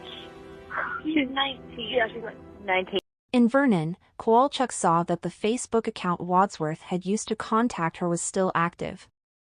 It turned out that Seppel, posing as Wadsworth, was messaging some of Wadsworth's other acquaintances, claiming that she had just required help locating a COVID exam and was no longer in need of aid. Kowalchuk continued to message, hoping for a response. Seppel ignored her and the messages from the Wadsworths as he went about his day.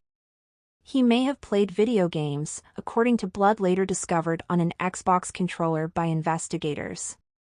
Later that day, he updated his Facebook profile image to a picture of him and Ashley taken at Gatwick months previously and added the text "Forever Mine." In the bedroom, he made a video message for Wadsworth's sister that he never delivered. He was gasping heavily as Wadsworth's body could be seen in the background when he said he loved her and was sorry. In reference to her body, he said, "Couldn't ever let you leave. My head was messed up, Haley. I'm very sorry for taking your sister." His slight, superficial chest wounds after finishing the movie appear to have been caused by self-defense preparation, according to the prosecution. Before the cops arrived, Seppel had one more conversation with his sister. They had a video chat around 4 o'clock. He continued, "Nadia, I've killed Ashley," and pointed the phone's camera at Wadsworth's corpse. When 2 police officers stormed in the front door after being called by Jamie 10 minutes earlier, the call came to an end.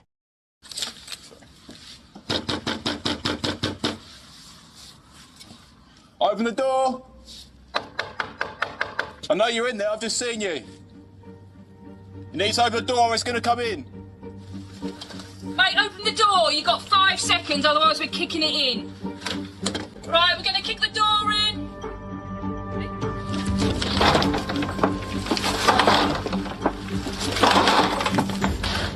Mate, come out! Officers on the scene characterized Seppel as being composed. Seppel was sent to Chelmsford Prison after the murder. He then claimed he was high at the time of the murder in a jumbled, nonsensical statement scrawled on the front and back of a list of facility rules. When he was arrested, he told police he'd gone psychotic, but toxicology reports found only cannabis and a therapeutic dose of his anti-anxiety medication in his system, and a psychiatric assessment determined he was fit to plead and stand trial. He pleaded guilty in September 2022 after the evidence, which included his videotaped confession, was overwhelmingly against him. In October, a sentence hearing was expected. Gendron and Dalton communicated up until the deadline for sentencing. Wadsworth's mother was aware that Dalton was also struggling with a type of grief as a result of the gravity of her son's crime. She also showed kindness toward their daughter, telling her via video chat that she couldn't wait for her to arrive in Chelmsford and that she had already purchased a teacup, robe, and slippers for her. When the Wadsworths arrived in Chelmsford for the sentencing hearing, the two intended to meet in person. As of October 10, 2022, that has changed. The Wadsworths watched in stunned silence as prosecuting attorney Simon Spence read aloud a list of violent acts, domineering behavior, harassment, and frightful outbursts from Seppel's lengthy criminal history at Chelmsford Crown Court, which was jam-packed with journalists and onlookers. Seppel first connected with the girl online while he was only 15 years old in 2014. When she ended their relationship, he secretly took naked pictures of the girl, hacked into her Facebook account, and posted the pictures for everyone to see. A restraining order was filed by her. He disobeyed the ruling a month later by asking to follow the victim on Instagram. The same year, Seppel and his mother got into a fight about his Xbox, pushed her to the ground, and then Seppel tore a door from its hinges. He again violated the restraining order in March of the following year by submitting another Instagram request. Seppel didn't wait more than 6 minutes to get in touch with the victim after the 2017 restraining order was lifted. He made an effort to contact the victim through her acquaintances, just like he did with Wadsworth. The message stated, "Please reply, you are never going to get rid of me, even if I have to go to prison over you," and he sent it to her in January of the next year. He completed a sentence of suspended detention. "I'll see you soon, and I will turn up wherever you live." Seppel sliced his arm in July of 2018 and his mother phoned an ambulance. He once more vandalized a door at her house out of rage at her for calling the paramedics. A restraining order was requested by the court on behalf of Dalton, and he was given a term of 8 weeks in a young offender facility. He created a new Instagram account to get in touch with his victim after she banned him in September, which was another violation of the restraining order and led to a detention sentence. He admitted trying to break into a supported living facility the following month and was given a 21-day sentence. Seppel met a woman on Facebook in March of 2020. When she tried to break up with him, he wrapped his hand around her throat and locked her inside the house, but she eventually found him to be jealous and unpredictable. He pounded her with calls and texts after she fled through a window. He had previously kept another woman in his house for several months. Due to this, Seppel was accused of coercive or controlling behavior, common assault, and wrongful detention. He couldn't be found guilty since the victim failed to appear at the trial hearing to present evidence, but a non-conviction restraining order was still filed, increasing his total number of restraining orders to 3. Although Seppel's violent criminal record was well documented by the courts and police, there was more. I was shown a picture by another ex-girlfriend of Seppel holding a knife to his own throat and letting blood fall from a shallow incision, which he had emailed to her sometime in 2018. During their relationship, according to the woman, Seppel freely pondered what it would be like to kill someone.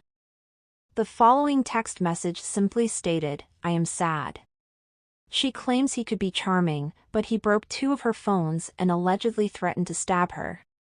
A former middle school classmate of Seppel's informed me that Seppel frequently got into trouble for throwing tables and acting aggressively in general. Seppel had a dark side that was visible even as a young child, according to a former classmate who attended elementary school with him. The two drifted apart as Seppel attended CSS Haybridge, a school for at-risk students who struggle in traditional settings. He had a lot of love to give, he says, but he was very quick to snap or lose his head. Once, when the friend beat Seppel in a video game, Seppel ran to the kitchen and started slicing his wrists. His mother had to wrestle the knife from him. According to a former teacher, Seppel was intimidating, particularly around female staff members. But, the teacher said, he might also be charming. When does someone who has been proven to be violent lose their right to remain anonymous? Why does a history of violence need to be concealed? Seppel was given a life sentence and must serve a minimum of 23.5 years before being eligible for parole. Wadsworth's mother claims that even his apology was manipulative. Her father read it, then let his copy fall from his hands, leaving it on the courtroom table. Seppel sent a letter of apology to Wadsworth's family through lawyers, which included the statement, "It's no excuse, but I know my intrusive thoughts have a big effect on my thinking and my actions." The Wadsworths can't stop rehearsing scenarios in their heads as sentence approaches. Most agonizingly, what if they or their daughter had been aware of Seppel's extensive history? Seppel's estranged brother called him a sick, twisted, evil individual in a letter to the Wadsworth family that was delivered following the murder. Gendron doesn't accuse Seppel's family, but he does wonder why they kept quiet while their kid was being protected. Gendron adds of Seppel's mother, she didn't take the knife and kill Ashley. I am aware of that. She probably didn't believe he would kill her. However, if your child exhibits violent behavior in their relationship or has mental health difficulties, intervene. More direct inquiries are made by Wadsworth's father, such as when an aggressor ceases to be anonymous. Why do privacy rules shield people's secrets when openness can save lives? Before their daughter traveled to England, the Wadsworths Googled Seppel. Nothing appeared. I realize that intrudes on privacy, he admits. But maybe you shouldn't have that right if you're a violent serial offender. Ashley's parents, Christy Gendron and Kenneth Wadsworth. Christy Gendron, the mother of Ashley Wadsworth, and Kenneth Wadsworth were present at the sentencing hearing for Jack Seppel. In order to address this, Clare's Law, a domestic violence disclosure scheme in the United Kingdom, allows police to share the criminal histories of convicted abusers when they believe potential victims are in danger. The statute is named for Claire Wood, an Englishwoman who was killed by her abusive spouse in 2009.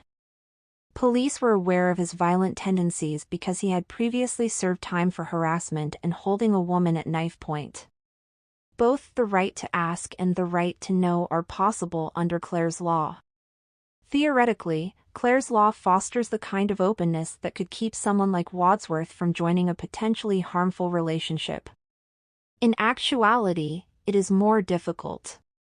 In England, 375 out of 1,609 right to ask responses took longer than 35 days, according to a 2021 Guardian story. The number of requests significantly increased from 2018 to 2020, from 3,479 to 8,438. This caused additional delays. According to the same Guardian article, only 36 out of 529 Clare's Law requests were allowed in 2020 by Essex Police, the force in charge of Chelmsford. According to Wadsworth's mother, if she had known about it before her daughter left Canada, she would have filed a request because, by British law, anyone can access information. Because she loved him, Ashley might not have applied herself, but Gendron thinks he would have if he had known. Only 2 provinces in Canada, Alberta and Saskatchewan, have Clare's Law in effect, and both have had trouble delivering information on time.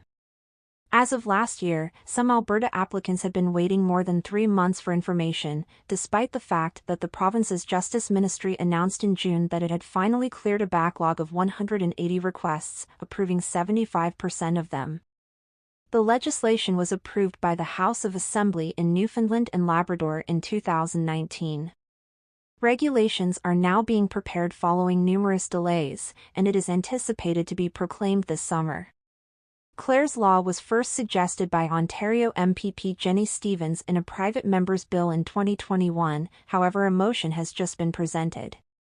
Privacy laws are the primary barrier.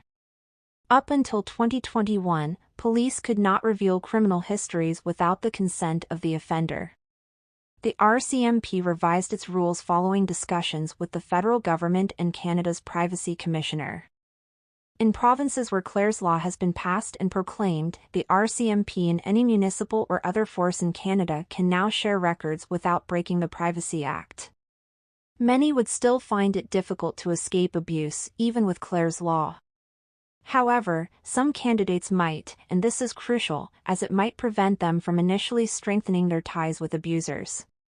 Given that rates of intimate partner violence against women have been rising in Canada for almost a decade and have risen by almost 20% since 2014, this would be a crucial intervention.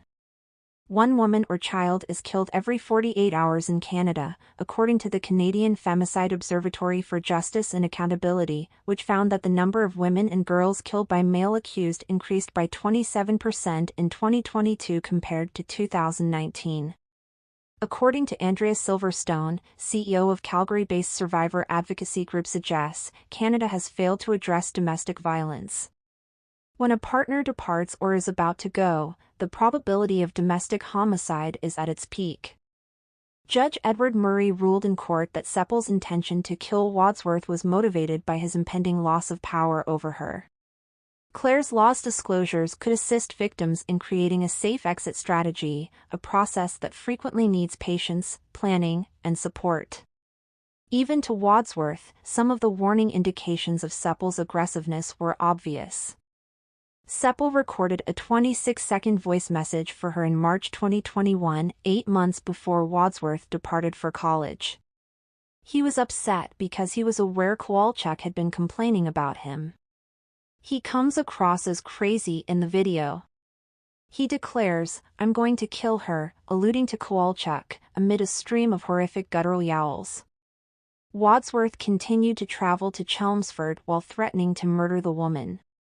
Lawyer Pamela Cross, a legal expert on violence against women, claims that women are socialized to think we are the fixers, the peacemakers. Wadsworth was a helper, for sure. She firmly thought that everything could be healed by love, including Seppel. Jamie, the teenage missionary who called the police to Seppel's house, claims that Seppel was very committed to Jesus Christ, hope, and love. Ashley desired to have that in her life. She sneaked out while Seppel wasn't at home a few days before Wadsworth was slain and met Jamie and another friend in Melbourne Park, which was about a 10-minute walk away. The early afternoon was serene. They were talking while sitting at a picnic table when one of the only persons who were passing by stopped to pet a dog. The verse 2 Nephi 31:20, which states that ye must press forward with a steadfastness in Christ, having a perfect brightness of hope, and a love of God and of all men, was chosen by Jamie because she felt something was off. Wadsworth studied Seppel's face closely for 7 years, through phones and computer screens, at the airport when they eventually met, every day of their brief relationship, and in the final moments of her life. The word hope in cursive lettering had been tattooed under his right eye for a while. It was the moral foundation she clung to, and it stared back at her as if to say that the ideal light will come. The Wadsworths visited the row house where their daughter had resided with Seppel after the sentence. In the windows they peered. When she passed away, they placed flowers close to where they had taken her to the lawn. They created a garden there, allowing brilliant blooms to contrast repulsive recollections. As soon as Gendron got back to Vernon, Haley and she headed to Wadsworth's grave. They brought Haley's little child, who excitedly set up her new double-decker bus toy for her aunt to see. According to Haley, her sister receives signs from above. In the mirror, she occasionally recognizes herself. The family's home has doors that appear to open and shut on their own. Lights automatically come on and go off. The family's property is constantly covered in white, fluffy feathers. Dragonflies and birds are present. When Kowalczyk got married in August of last year, Haley filled in for her sister as a bridesmaid. A butterfly landed on the flowers as the sun was setting. Haley claims Ashley was it without a doubt. Haley declares, "I think she's there. And beyond this life, we will be with her forever." It was a bright fall morning in mid-November. The leaves were ablaze with vibrant oranges, yellows and reds, signaling the start of the holiday season. But in one Pennsylvania home, there was nothing warm or cheerful about this particular day. Raven Vicosa awoke in her Cockeysville house to find her estranged husband, Robert Vicosa, lurking in her young daughter's bedroom. He was armed with a handgun and had a wild, disturbing look in his eyes. Without warning, Robert grabbed 7-year-old Gianna and 6-year-old Amina and dragged them downstairs. Raven pleaded with Robert to let the girls go, but he refused. He forced Raven down onto the kitchen table and began binding her wrists and ankles with zip ties. Then, he shoved a crushed-up OxyContin pill into her mouth and forced her to snort it. Robert proceeded to wave around a gun and ammunition in front of Raven, placing them into a bag, as she helplessly watched. After threatening Raven to keep quiet, Robert fled the home with little Gianna and Armina in tow. And so began a terrifying, week-long manhunt for the former Baltimore County police officer turned kidnapper. The victim burst into tears before she started describing the ordeal. How she ended it was a pretty heads-up move. According to police, she did everything right. At one time, you were a police officer. In your heart, you know that what you're doing is not right. The manhunt continues for former Baltimore County police officer Robert Vicosa. Investigators say he kidnapped his 2 daughters by gunpoint Monday after attacking his ex-wife. She was assaulted there violently, and she was there for over 24 hours, possibly more. She reported this to us, that there were guns involved, multiple guns, multiple calibers, long rifles and handguns. There was some drug use going on at the home. Police believe Vicosa is being helped by a close friend, now suspended Baltimore County Police Sergeant Tina Bynum. Vicosa and the children were last seen in Felton, Pennsylvania, just above the Maryland line Tuesday morning. It was very terrifying. Vicosa used this woman's camper as a hideout. She says she had no idea he was there. He came out the camper and he had a towel wrapped around him and he had the gun on me. And I stood right there. And I said, he wanted to tie me. When we go in the camper, he said, I have a thing to tie you up. I said, no, I don't. I said, take my car. I got my keys. Gave it. The way it happened is just unbelievable that he drove that car through the woods and brought it up along here, and in the canal he went. Held at gunpoint, the property owner says Vicosa used her phone to call for someone to come get him. She says Vicosa told her he didn't like the way his ex-wife's family was treating his daughters. He then left her alone with his daughters to get his phone from his car partially submerged in a canal. I thought, what am I going to do? So I thought, okay, we have a shotgun. So I loaded the shotgun and I came up to the little girls. They didn't see me. I come up to the little girls, had the shotgun at the side. I said, is your daddy going to hurt me? She said, no, my daddy's nice. The property owner says she then left the children outside and ran inside her house and locked the door. Vicosa left in her car when he couldn't get her to come back out. We're worried about the kids. That's the sad part. The girls, you know, what's going to happen, you know. According to police, Vicosa used the property owner's phone to contact Bynum to come pick him up. Investigators plan to update the status of this case tomorrow. Reporting live from York County, Pennsylvania, David Collins, WBAL TV 11 News. Robert Vicosa was a cop for over a decade before he was fired for misconduct in August. During that time, he faced multiple internal investigations within the department, including for sexual harassment. He had been having mental health issues and was becoming increasingly unhinged. Raven reported the kidnappings immediately. Local, state and federal officials kicked off an urgent, multi-state search. They soon identified Robert's suspected accomplice, his girlfriend, Tia Bynum, a fellow former Baltimore County police officer. Tia had been suspended from the force when word got out that she was aiding Robert in this deadly plot. We've just learned that the woman that Robert Vicosa is believed to be with, Tia Bynum, now faces a false imprisonment charge. And we just got the court documents connected to that charge late this afternoon. And those documents put Tia at the Vicosa family home beginning Friday of last week. The documents say Vicosa's estranged wife came to the family home that night for a birthday party. And police say after the party, Robert and Tia tied the wife up. Robert held her at gunpoint, and then he violently assaulted her and forced her to consume drugs. Eventually, Vicosa's wife convinced him that she was willing to stay in the house to be with her children, but she needed to go home to collect clothes and her computer. She did go to her home, afraid that her car and her phone was being tracked by Vicosa, but then she went to a Target store, parked her car there, and sought help from police.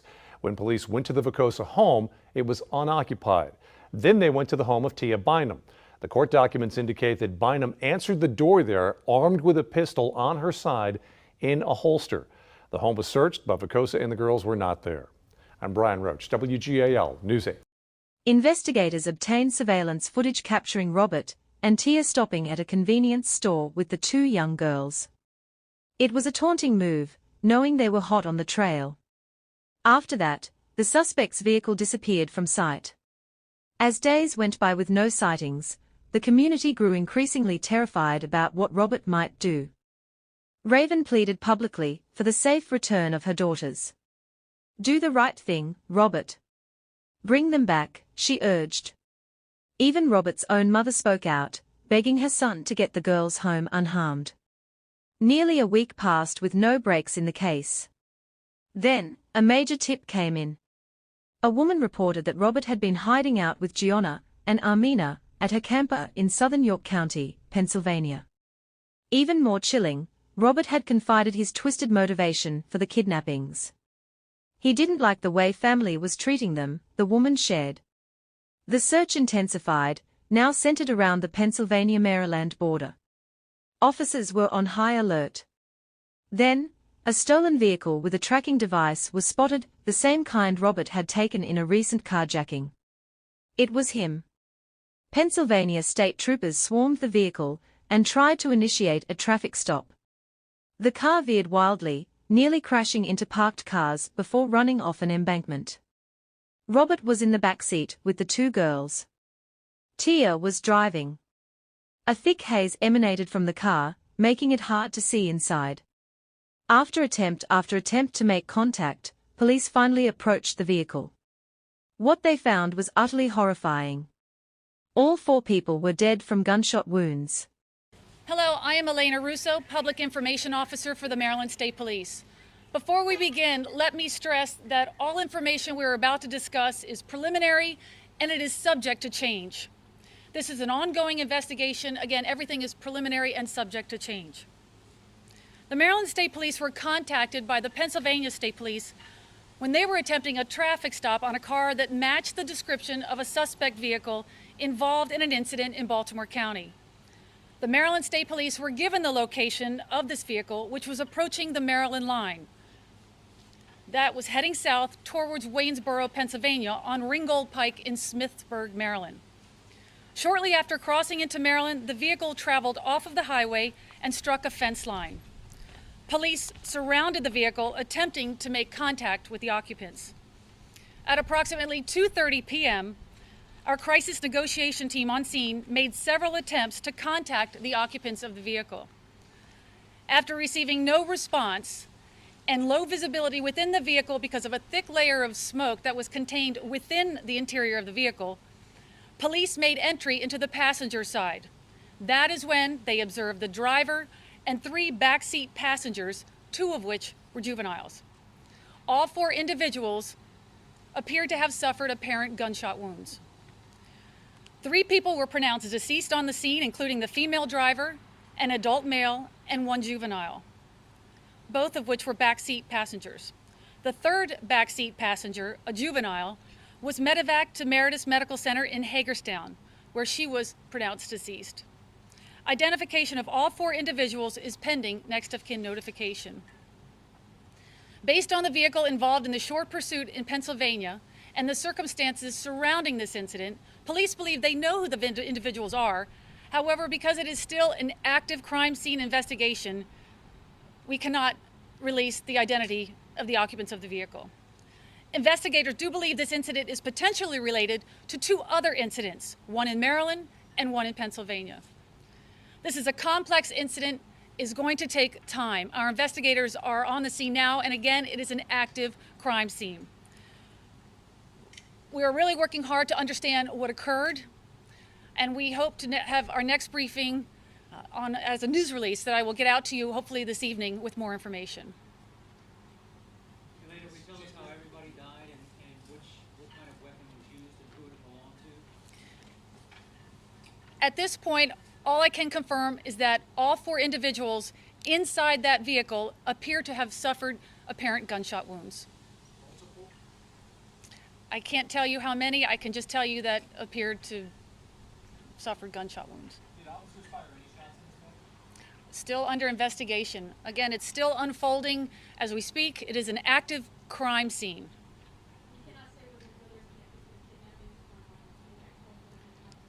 Police believe this incident may be related to 2 other incidents, one in Maryland and one in Pennsylvania. That's part of the investigation, sir. Would you go over once again, just for clarity, officers trying to make a traffic stop and what happened? The Pennsylvania State Police were attempting a traffic stop on a car that matched the description of a suspect vehicle involved in an incident in Baltimore County. The vehicle had been approaching the Maryland line, heading south on Ringgold Pike in Smithsburg towards Waynesboro, Pennsylvania. The Maryland State Police were waiting on the other end. I believe it's still at the crime scene. The vehicle ran off the road and hit a fence line. Do you believe the victims inside were the gunshot wounds during this interaction with police, or were they already deceased inside? Still part of the active investigation. There's so much to this investigation that I can't give any confirmed details at this point, except for what I was able to provide. Police believe the murder-suicide took place while the vehicle was moving down the highway, and we've also obtained new court documents that shed light on what the suspects, or rather raise questions about what the suspects initially had planned for the children's mother. At this time, investigators believe that the shooting occurred within seconds of police activating their emergency equipment as they were initiating a traffic stop. The manhunt ended in a murder-suicide along the side of the road in Smithsburg, Maryland, near the Pennsylvania line. Our investigators believe that the suspected shooter was Vicosa. 41-year-old former Baltimore County police officer Robert Vicosa was sitting in the back seat with his two daughters, 7-year-old Gianna and 6-year-old Amina. 35-year-old suspended county officer Tia Bynum was driving. Pennsylvania State Police tried to stop the stolen vehicle, which Vicosa took during a carjacking in Cockeysville Wednesday.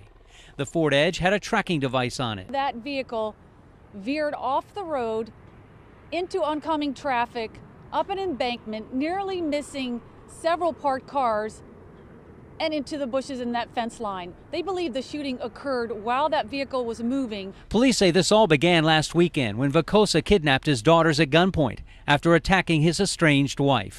According to a court document obtained by the I-Team, Vicosa and Bynum tied up her wrists and ankles and put her on a table. Vicosa forced her to snort a crushed OxyContin pill and smoke weed. Vicosa made her handle a firearm, bullets, and a magazine, which were then put into a bag. Baltimore County fired Vicosa in August over complaints he sexually harassed 3 female officers. He was also caught sleeping on duty. The department suspended Bynum after reports she was helping Vicosa. Police discovered they were also heavily armed. There were 4 weapons found inside that vehicle. 1 Glock, 2 9mm, 1 in the front and 1 in the back seat, and 1 assault rifle, which was found in the back seat of the vehicle. Baltimore County Police Chief Melissa Hyatt issued a statement saying this tragedy is beyond horrific. She sends the department's deepest condolences to those affected by, in her words, this atrocity. Reporting live from the Maryland State Police headquarters in Pikesville, David Collins, WBAL TV 11 News.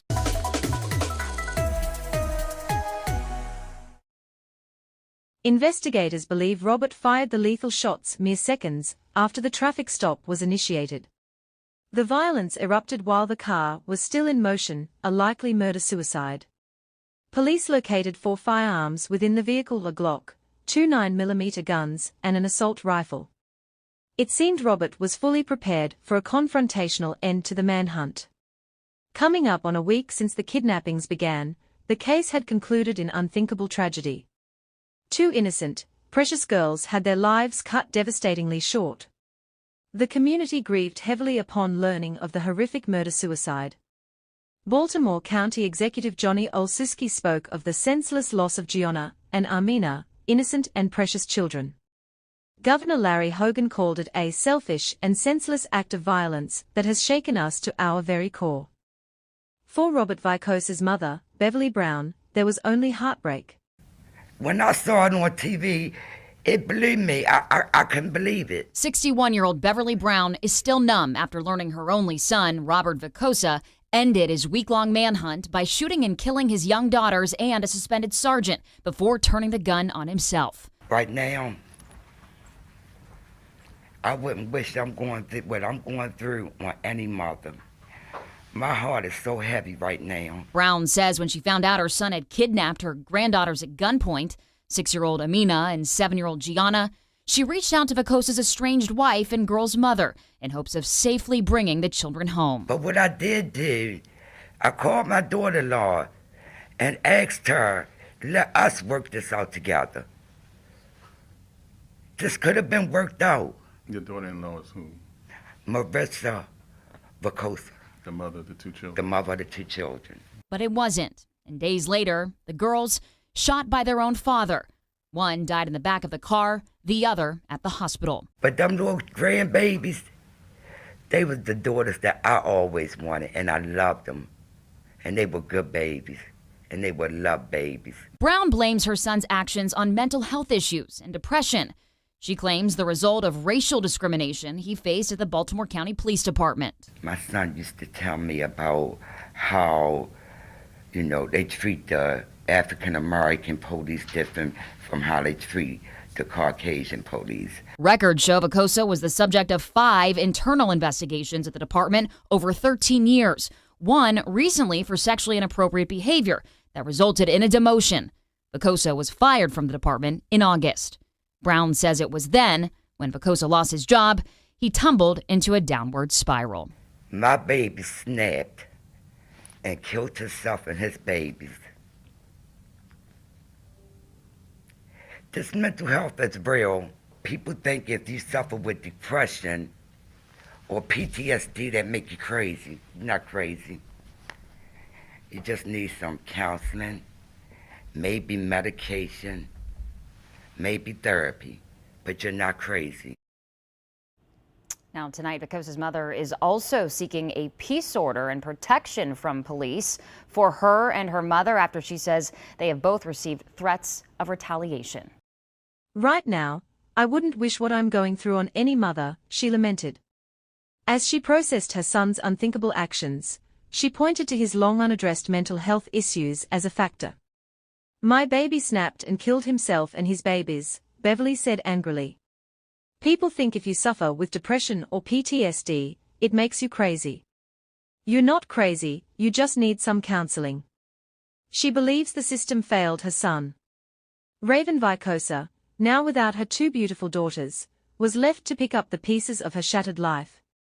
Investigators vowed to provide support as they continued working to understand the full circumstances surrounding the kidnappings.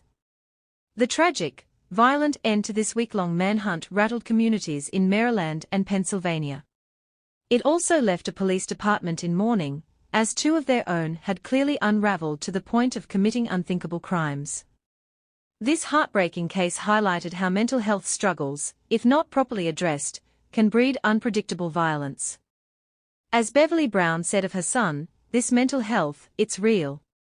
If only Robert had gotten help before it was too late. The loss of 2 bright, innocent girls, Gianna and Armina, was devastating. But their memory will live on, representing the hope that one day, mental health will be recognized as critically important before more lives are taken away far too soon. For now, we can only extend our deepest condolences and process this tragedy that has shaken so many. Police are making another push to find a missing teenager who vanished without a trace 8 days ago. Good evening, I'm Kelly Swoop. At this hour, police are still passing out thousands of flyers and canvassing the area where 16-year-old Felicia Barnes was last seen. I appreciate everything everybody is doing. But every moment, it feels like I'm going through labor pains over and over and over again. I don't need this circle. I need my baby found. She disappeared December 28th, and many intensive searches turned up nothing. But now the body of 16-year-old Felicia Barnes has been found. We have been following this breaking news all afternoon. Barnes' body was one of 2 pulled from the Susquehanna River yesterday. The other body is that of a man, and tonight police believe the 2 may be linked. Felicia Simone Barnes was born on April 4th, 1994 in Monroe, North Carolina. She was the only child of Janice Salas, who raised Felicia on her own in a tight-knit household after separating from Felicia's father, Russell Barnes. Those who knew Felicia described her as a remarkably bright, charismatic, and mature teenager. She stood out for her intelligence and discipline, showcasing a level of dedication beyond her 16 years. Academically, Felicia was thriving. She attended Union Academy, a public charter school near Monroe, where she challenged herself with honors courses. Felicia held down an impressive 3.9 GPA and stayed busy with various extracurricular activities. Felicia was a standout member of her school's dance team, using dance as an athletic and creative outlet. She also ran track and played soccer, pursuits which kept her physically active and competitive. Beyond just athletics, Felicia developed a passion for psychology. She found herself fascinated by human behavior and motivations. Felicia dreamed that one day she could earn a psychology degree, then utilize that knowledge to become a counselor and help others work through challenges. With her obvious intellectual gifts and drive to uplift people, Felicia was on track for an early high school graduation at just 16 years old. Those who knew this disciplined, promising young woman expected she was destined for big things. Tragically, though, Felicia Barnes would never get the chance to realize her full potential. At 16 years old, her life was cut short under horrific circumstances in a case that still haunts investigators to this day. Growing up, Felicia had no relationship with her biological father, Russell Barnes. But Russell did have an older daughter living in Baltimore, Maryland, 28-year-old Dina Barnes, who was Felicia's half-sister. Dina and Felicia never met while growing up, but in 2010, they first made contact through Facebook and quickly formed a close bond, despite being separated by over a decade in age. That newfound sisterly bond tragically brought Felicia to Baltimore, where the promising 16-year-old would go missing and lose her life in December of 2010. Dina Barnes was 12 years older than Felicia, but the half-sisters soon discovered they had a natural chemistry. After connecting on Facebook, they began talking on the phone regularly and texting every day. Dina found Felicia incredibly mature and driven for just 16 years old. She was impressed by how Felicia challenged herself with honors courses while also playing sports and taking leadership roles in clubs at her North Carolina school. For Felicia, it was exciting to bond with a big sister figure after growing up as an only child. The sisters made plans for Felicia to visit Dina in Baltimore during her winter break in December 2010. It would be the first chance for the half-siblings to meet in person after months of building a relationship online. Dina offered Felicia her spare room in the apartment she shared with her boyfriend of several years, Michael Johnson. Dina and Michael lived in a modest apartment located near Reisterstown Road Plaza in northwest Baltimore. Michael worked as a warehouse supervisor and generally kept to himself. By 2010, he was essentially a member of Dina's family after nearly a decade of dating her. In fact, Michael and Dina's long-term relationship had hit a recent rough patch, but they were trying to work through their issues. When Dina first told Michael about reconnecting with her teenage half-sister, Felicia, he showed no hesitation or concern. Michael said he looked forward to meeting Sis, and playfully referred to the teen as his own little sis as well.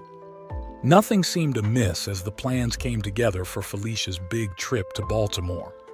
Her family saw it as a chance for Felicia to bond with her long-lost half-sister, see a new part of the country, and experience big city life. They had no reason to fear for Felicia's safety. On December 17, 2010, 16-year-old Felicia Barnes arrived by train in Baltimore. Her experience instantly exceeded her small-town life back home. Over the next 10 days, Dina took Felicia shopping at malls, introduced her to new restaurants, and brought her to museums and parties around the city. By all accounts, Felicia embraced the new social opportunities and freedom. She checked in regularly via text with family back home and posted photos of her exciting new adventures. Felicia assured her mother Janice that she was having the time of her life exploring Baltimore. Still, some aspects of Felicia's visit concerned her family in hindsight, as the 16-year-old's older sister, Dina, permitted Felicia to drink alcohol and participate in parties with her social circle. Felicia was allegedly encouraged by Dina to play drinking games. including some that involved risky behavior like nudity. It was a side of teenage life Felicia had never experienced under her mother's watchful eye back in North Carolina. Another escalating concern was the inappropriate intimacy developing between Felicia and Michael Johnson. As her trip continued, Felicia and Michael increasingly flirted through calls, texts, social media posts, and comments. Hundreds of texts were exchanged, including late into the night. The volume of communication between the 28-year-old man and 16-year-old girl raised red flags, even if the messages themselves contained no explicit content. Felicia's mother, Janice, grew especially troubled by the interactions between her underage daughter and a man 12 years her senior. But the trip was nearing its end, and Felicia would return home in just a few days. No one close to Felicia sensed any looming danger. Until December 28, 2010. On that fateful final day of her Baltimore visit, 16-year-old Felicia Simone Barnes vanished without a trace. The morning of the 28th began normally. Felicia was alone in Dina's apartment as her sister had left for work. Felicia texted Dina around 12:30 p.m., saying she planned to get something to eat, then walked to a nearby shopping plaza.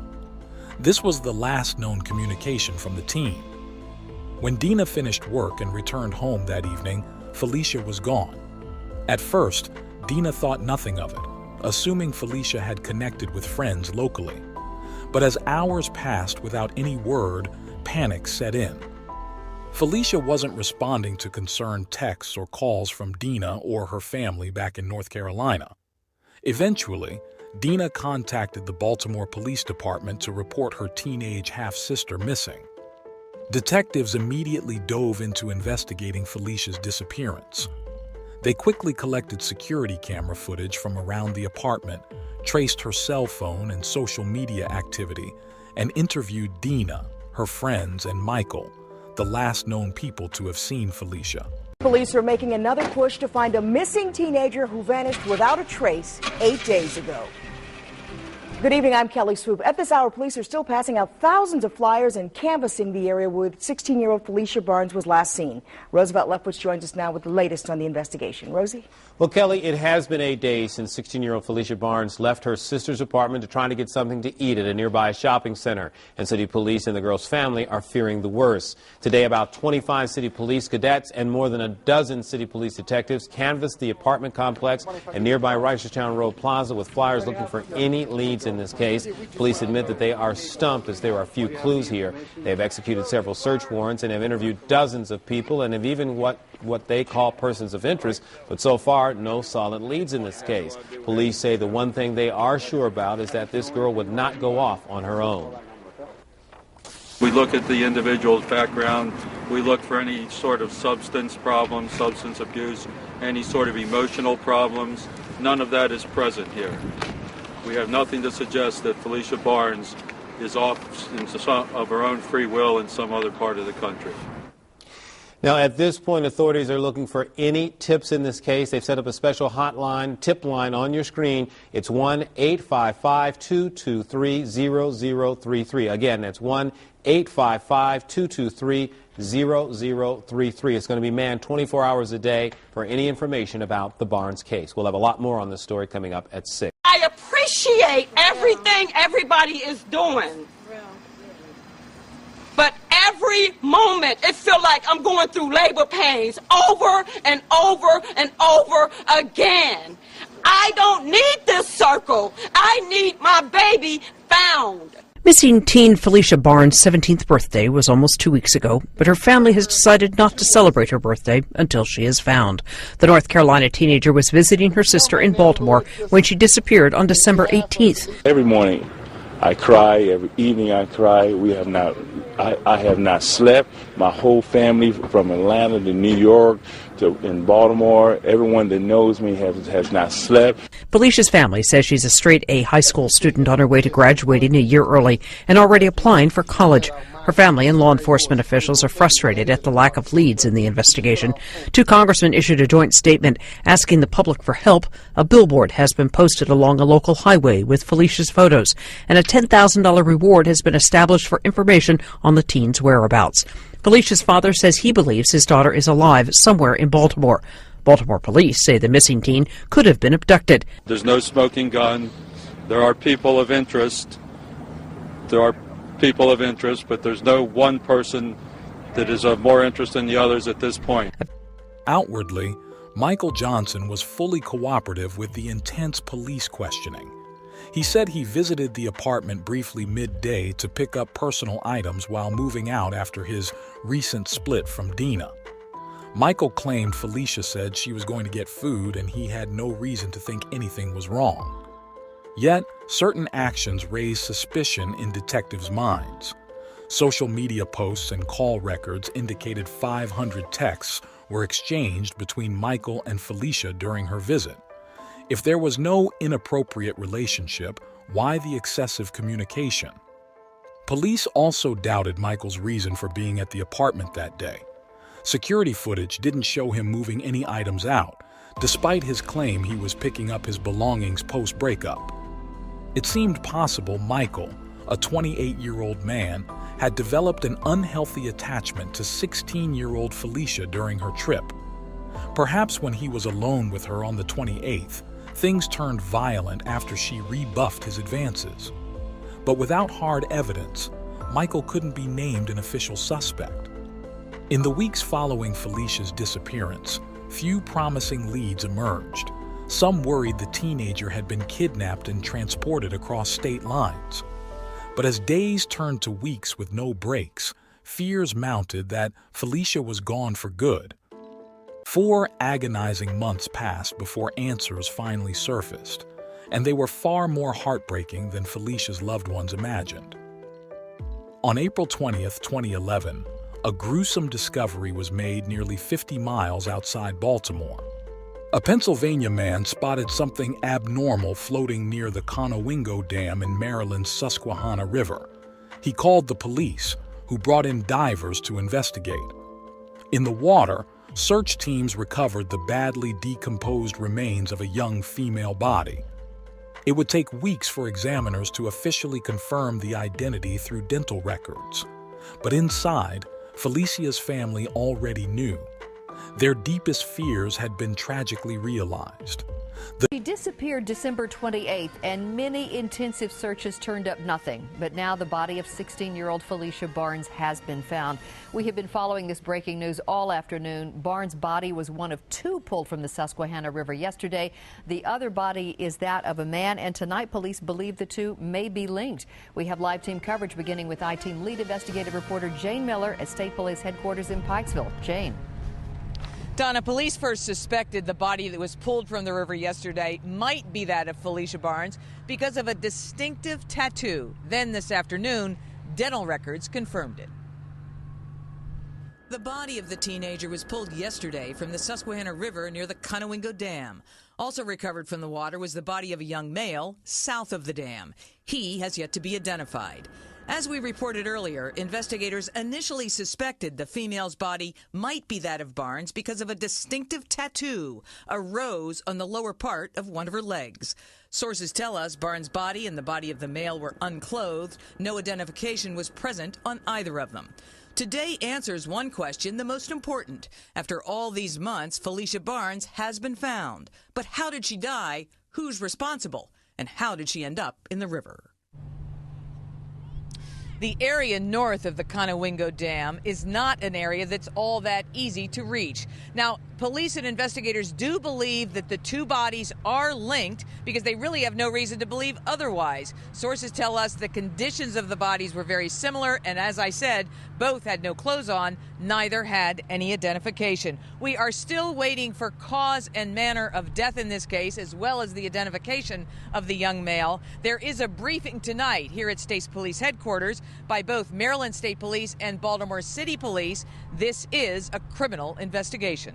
Reporting live tonight from Pikesville, I'm Jane Miller, WBAL TV 11 News. All right, thank you, Jane. Of course, the search for Felicia Barnes has been intense and sustained. Baltimore City Police teamed up with federal agents. The Guardian Angels offered assistance, and digital billboards soliciting tips were set up along major highways. I-Team investigative reporter David Collins is live in the studio with the details on the efforts and the time that it took to find her. David. Donna, she vanished without a trace December 28th. The Baltimore City Police efforts to find her grew in earnest January 2nd. At the time of her disappearance, authorities considered it one of the strangest and most vexing missing persons cases they ever investigated. Days after family members reported Felicia Barnes missing, Baltimore City Police and federal agents began an intensive and sustained search for the high school honor student from Monroe, North Carolina. She disappeared December 28th, 2010, visiting her sisters in Baltimore. Okay, everyone, what we're going to do is we're going to do an area canvass in the area of the Reisterstown Square apartments. Detectives went door to door with her photo, asking questions, looking for shreds of evidence that could turn into a lead. But she had vanished without a trace.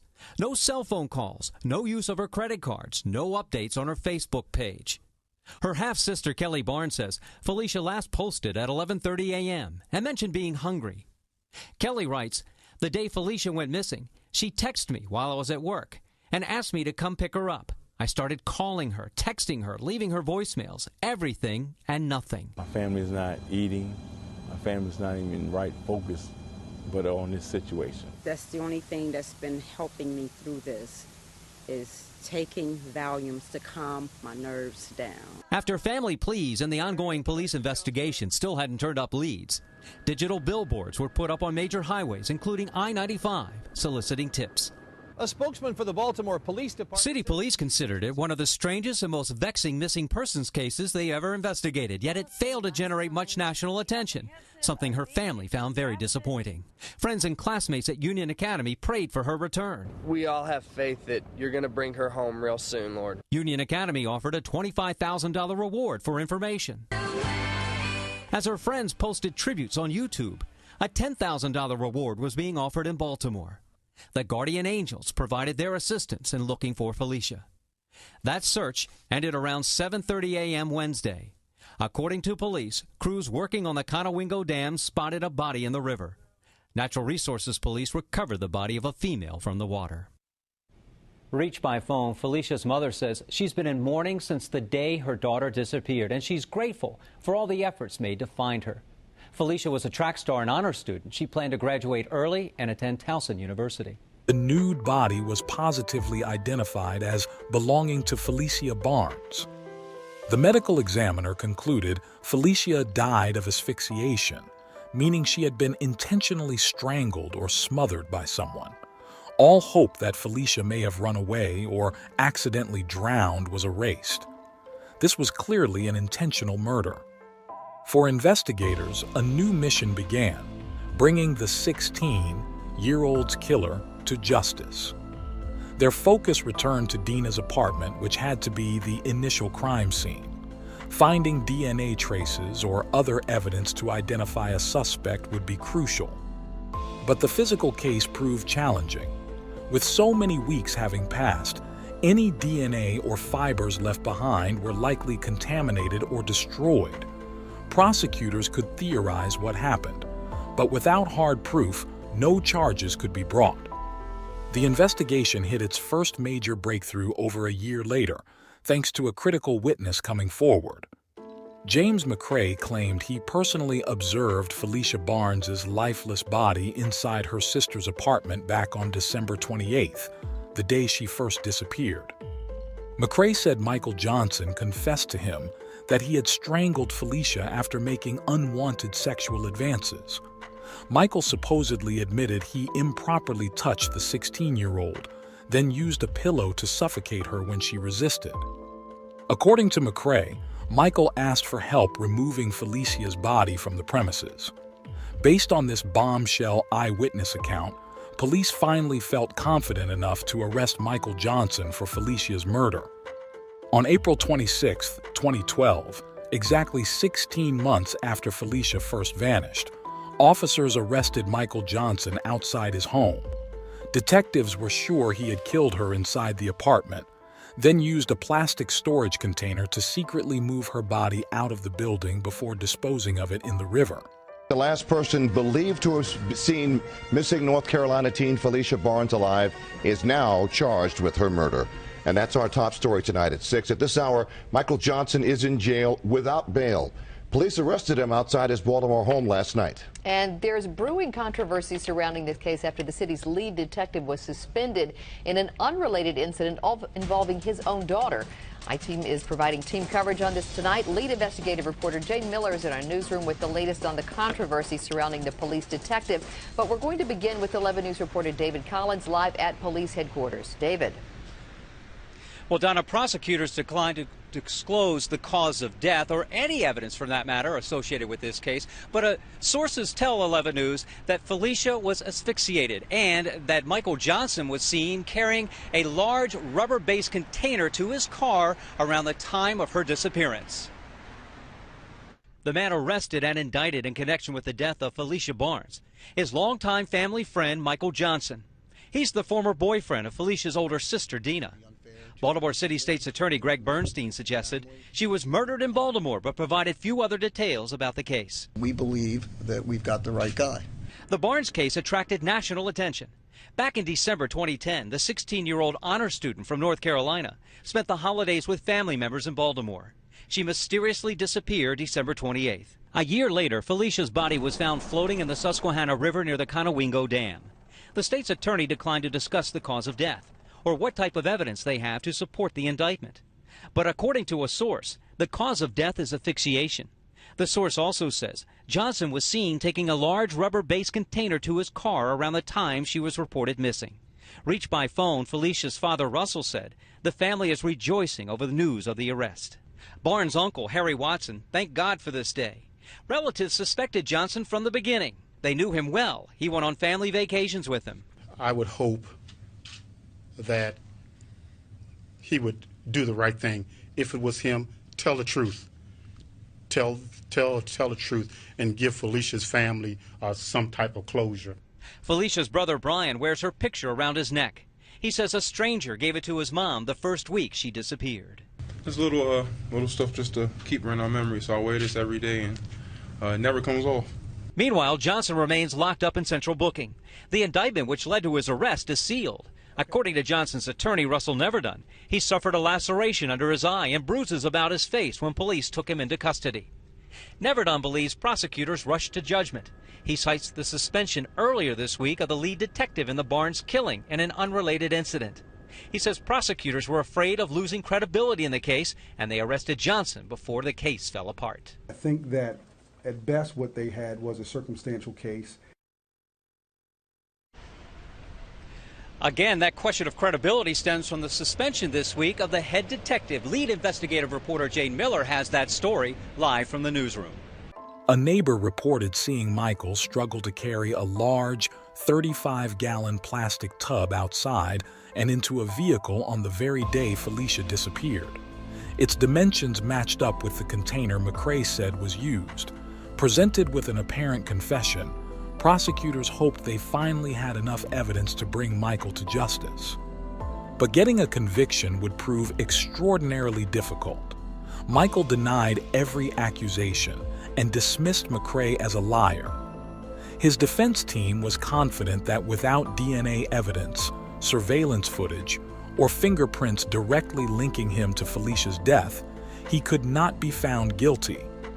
The first trial did not commence until January 2013, over 2 years after Felicia initially disappeared from Baltimore. James McCrae delivered compelling testimony, describing how Michael callously confessed to murdering Felicia and requested help hiding her body. Additional witnesses said they observed Michael struggling to move a heavy plastic tub out of Dina's apartment on the day in question. But without forensic evidence, the defense maintained there was still reasonable doubt. Michael avoided even looking at Felicia's family as the jury went into deliberations. In the end, the circumstantial testimony was enough to sway the jury. After 2 days, they returned with a guilty verdict on the charge of second-degree murder. At long last, Felicia's loved ones felt some justice had been served. But their closure was brutally ripped away 10 days later. Local police revealed prosecutors that James McCrae, the critical eyewitness who claimed Michael confessed, was unreliable with a long history of fabricated claims. Story at 5, a stunning decision in a high-profile murder case. A Baltimore judge today ordered a new trial for the man convicted of killing 16-year-old Felicia Barnes. Yeah, the decision came just 6 weeks after Michael Johnson was found guilty of murder. 11 News I-Team lead investigative reporter Jane Miller is live tonight at Courthouse East. And Jane, what happened? Well, Stan, there was an audible gasp in the packed courtroom when Judge Alfred Nance announced his decision just after lunch, or just after 12 o'clock this afternoon after hearing arguments all morning. It is something that almost never happens, but it did today, dealing prosecutors a huge blow in a high-profile case. The father of Felicia Barnes left court today clearly disappointed. Let's do it again. The state reassured me that we're going to retry Michael Maurice Johnson for murdering Felicia. It's a setback, but my spirit is still great. My family's spirit is still great, so we're going to keep it moving. Baltimore Judge Alfred Nance ruled Michael Johnson deserves a new trial because he found the prosecutors withheld critical information about the state's key witness in the Felicia Barnes murder case, inmate James McCrae. I think it was pretty obvious that the state got caught with their hand in the cookie jar. McCrae testified Johnson called him the day Felicia died, showed him her body, and said he killed her to keep her quiet after having sex. He was the only witness to so directly pin Johnson with the crime. But the judge agreed with Johnson's lawyers that prosecutors failed to disclose the full story about McCrae's criminal record. They turned over a handwritten summary of his record, not the typical rap sheet, including the fact McCrae had been in custody in Baltimore County. That's important because it may have allowed McCrae to know key details about the crime through the media. Prosecutors told jurors there's no way he would have had access. When you do the background understanding, you find out his entire background, his entire history. He writes letters to the police based on cases that appear to be in the media, and therefore he offers testimony. The judge ruled prosecutors, quote, severely violated the rules. No defendant, he said, is guaranteed a perfect trial. A defendant is guaranteed a fair trial. George, can we talk to you? Could you get State's Attorney? Yep. Deputy State's Attorney George Hazel was in the courtroom when the new trial was ordered. He declined to stop for questions. State's Attorney Greg Bernstein declined requests to speak with the media. He issued a written statement saying he was disappointed. The new trial date in this case is set for May 28th. The charge of first-degree murder no longer applies in this case. That's because of double jeopardy. Michael Johnson was already tried and found not guilty of that count. As a result, Michael was granted a retrial. For the North Carolina teen's family, it was a crushing blow. Prosecutors insisted Michael was still guilty, but without McCrae had lost their strongest piece of evidence. Building another case felt daunting. Meanwhile, Michael remained free on bail for months until the second trial could commence. That retrial finally began in June of 2014. The state introduced fresh evidence, a video showing Felicia, Michael, Dina, and others naked and intoxicated. More from the defense team for the man charged with killing Felicia Barnes. They've learned that he is in a sex tape with the victim and her older sister.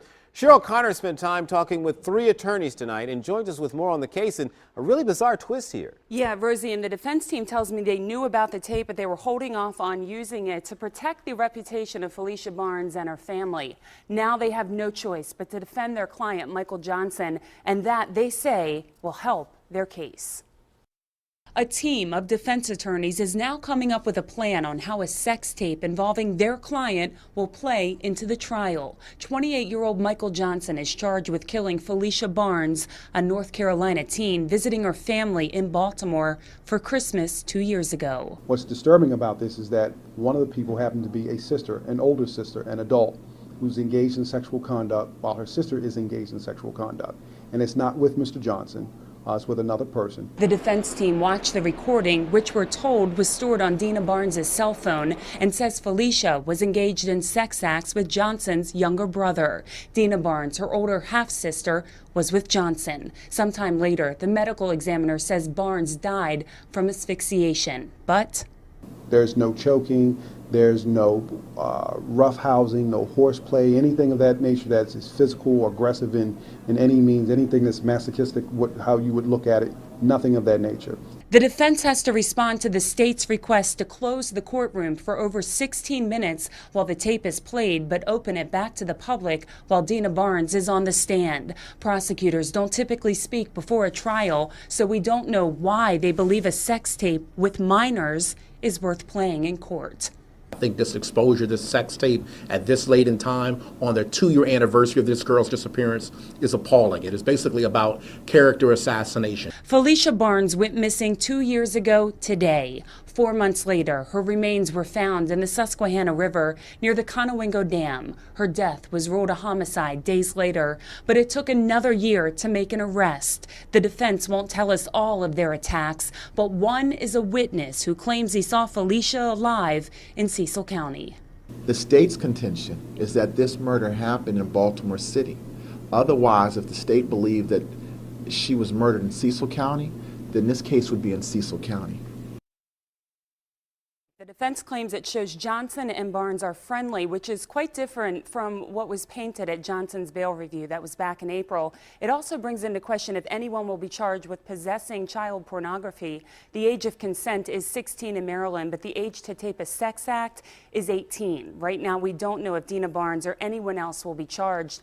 To close the courtroom for the viewing of the videotape, that will have to be worked out before the trial date. The defense believes its client has the right to keep it open. Prosecutors described it as illustrating the inappropriate nature of Michael's relationship with the teen. Additional witnesses again placed Michael struggling to move a large plastic tub on the day in question. But the defense countered the lack of forensics proving Felicia was ever inside. And this time, the jury could not agree unanimously on a verdict. After 2 weeks, the judge declared a mistrial, citing the hopelessly deadlocked jury. Prosecutors were forced to start over again from scratch. The second trial for the man accused of killing Felicia Barnes ended in a mistrial. Michael Johnson is accused of killing Barnes, a teenager from North Carolina who was visiting her family in Baltimore. And the ruling today gave evidence that was submitted to jurors, even though both the prosecution and the defense agreed it would not reach the jury. The judge determined this was an accident, and both sides will return to court on Wednesday to select a brand new trial date. Johnson was previously convicted of killing Barnes, but at sentencing, the judge threw out that conviction and ordered a second trial. The judge cited issues with one of the prosecution's key witnesses.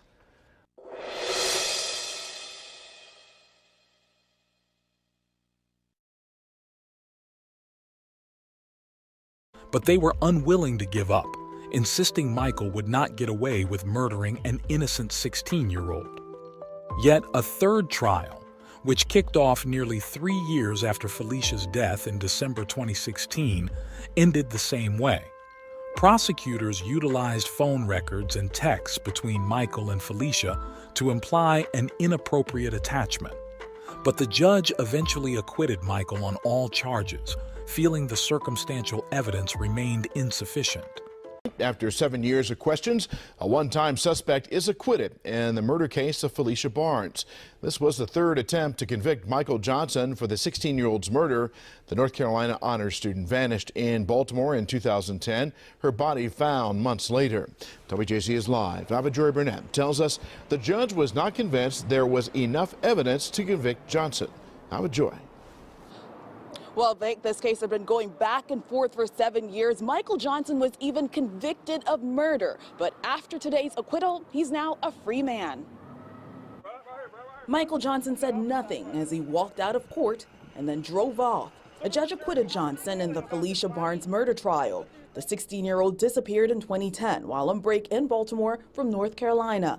Barnes' half-sister once dated Johnson, and he'd long been a suspect. But on Friday, the judge said there wasn't enough evidence to convict the 34-year-old. One of his attorneys cried after the ruling. We grieve for the Barnes family and this tragedy, but convicting an innocent man is not justice for Felicia Barnes.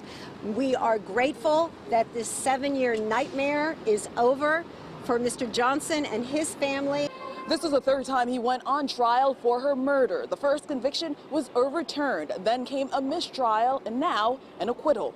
Felicia Barnes' father was present in the early stages of the 4-week trial, but not on Friday. Do you feel the evidence is strong enough? Are you still confident?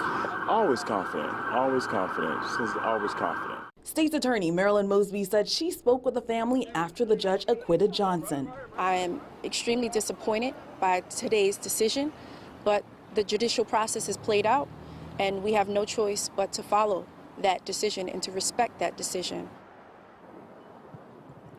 State's Attorney Marilyn Mosby also said they believe they were pursuing the person who actually killed Felicia Barnes, but she said they also have to respect the judge's ruling. Reporting live tonight, Ava Joy Burnett for WJZ. After half a decade battling the justice system, Michael Johnson finally escaped all accountability for Felicia Barnes' murder. The promising teenager's loved ones were left in agonizing limbo, still searching for definitive answers about why Felicia was so cruelly taken from them.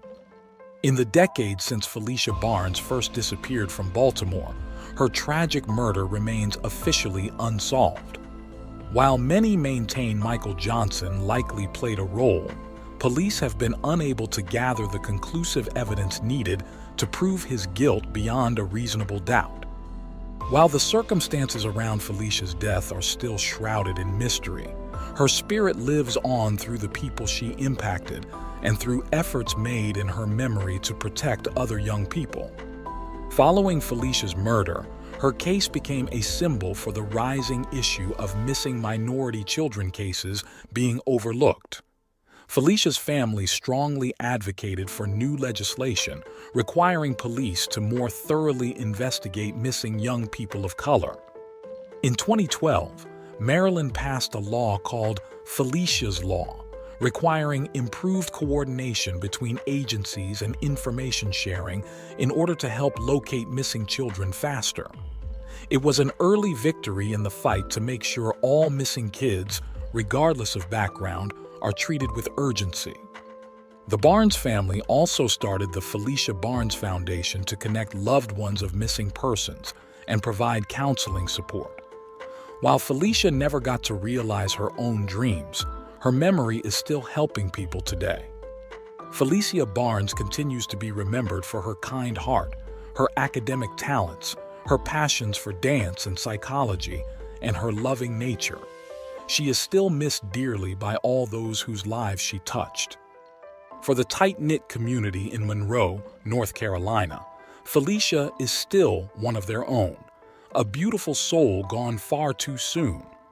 Though her murder remains unsolved, her legacy and spirit live on in the people Felicia inspired and the changes made in her name.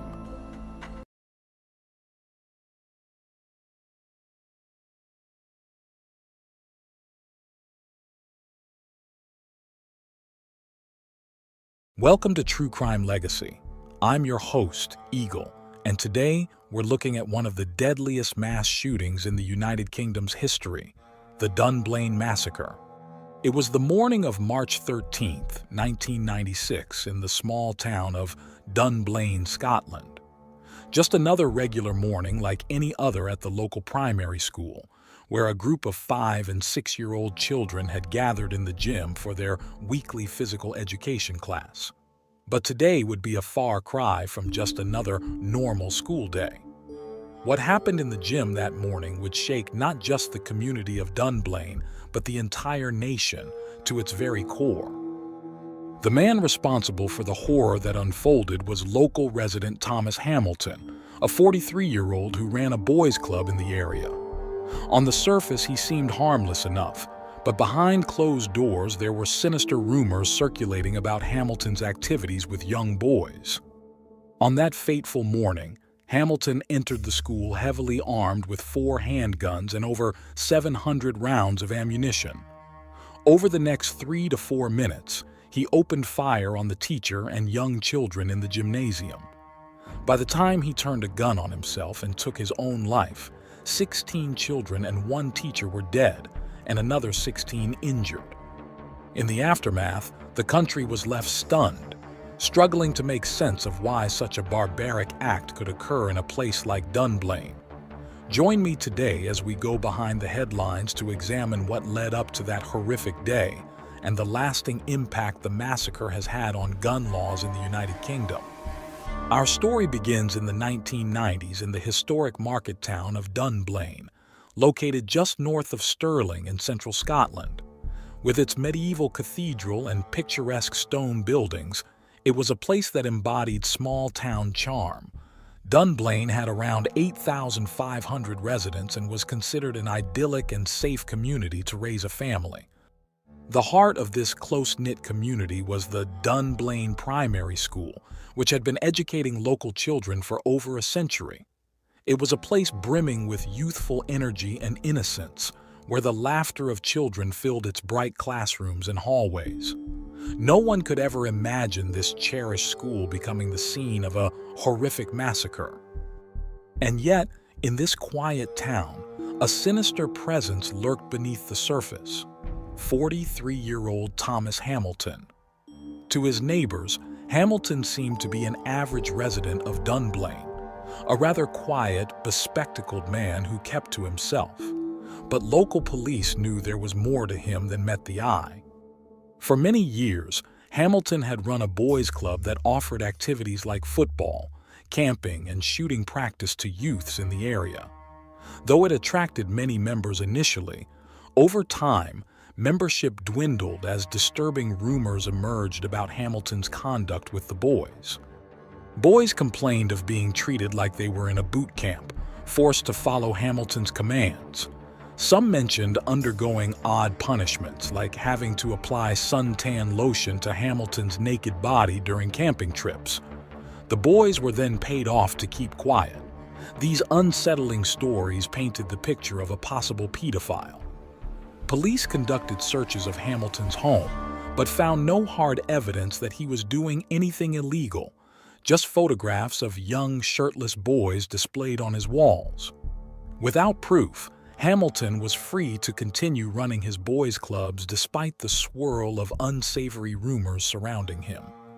But over time, the accusations weighed on him, building an intense resentment toward the parents and local leaders attempting to curb his access to youths. In the lead up to March 1996, Hamilton's behavior became increasingly erratic.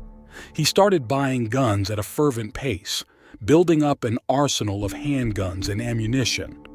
His attendance at shooting ranges ramped up dramatically as he practiced his accuracy.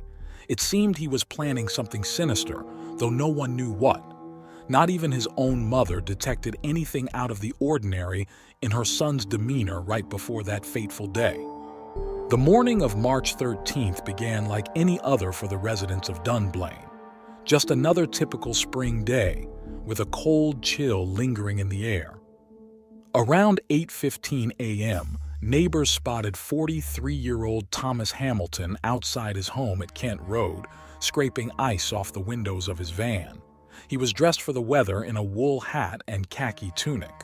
To the neighbors, nothing seemed amiss as Hamilton soon drove off. But we now know Hamilton was headed straight for Dunblane Primary School, just about 5 miles from his home. He arrived sometime around 9:30 a.m. and parked near a telegraph pole in the school's car park. In an ominous move, Hamilton bent down and cut the cables at the bottom of the pole, severing phone lines to nearby houses. He clearly didn't want anyone calling for help. His path of destruction was then set in motion as he strode across the car park toward the school, armed to the teeth.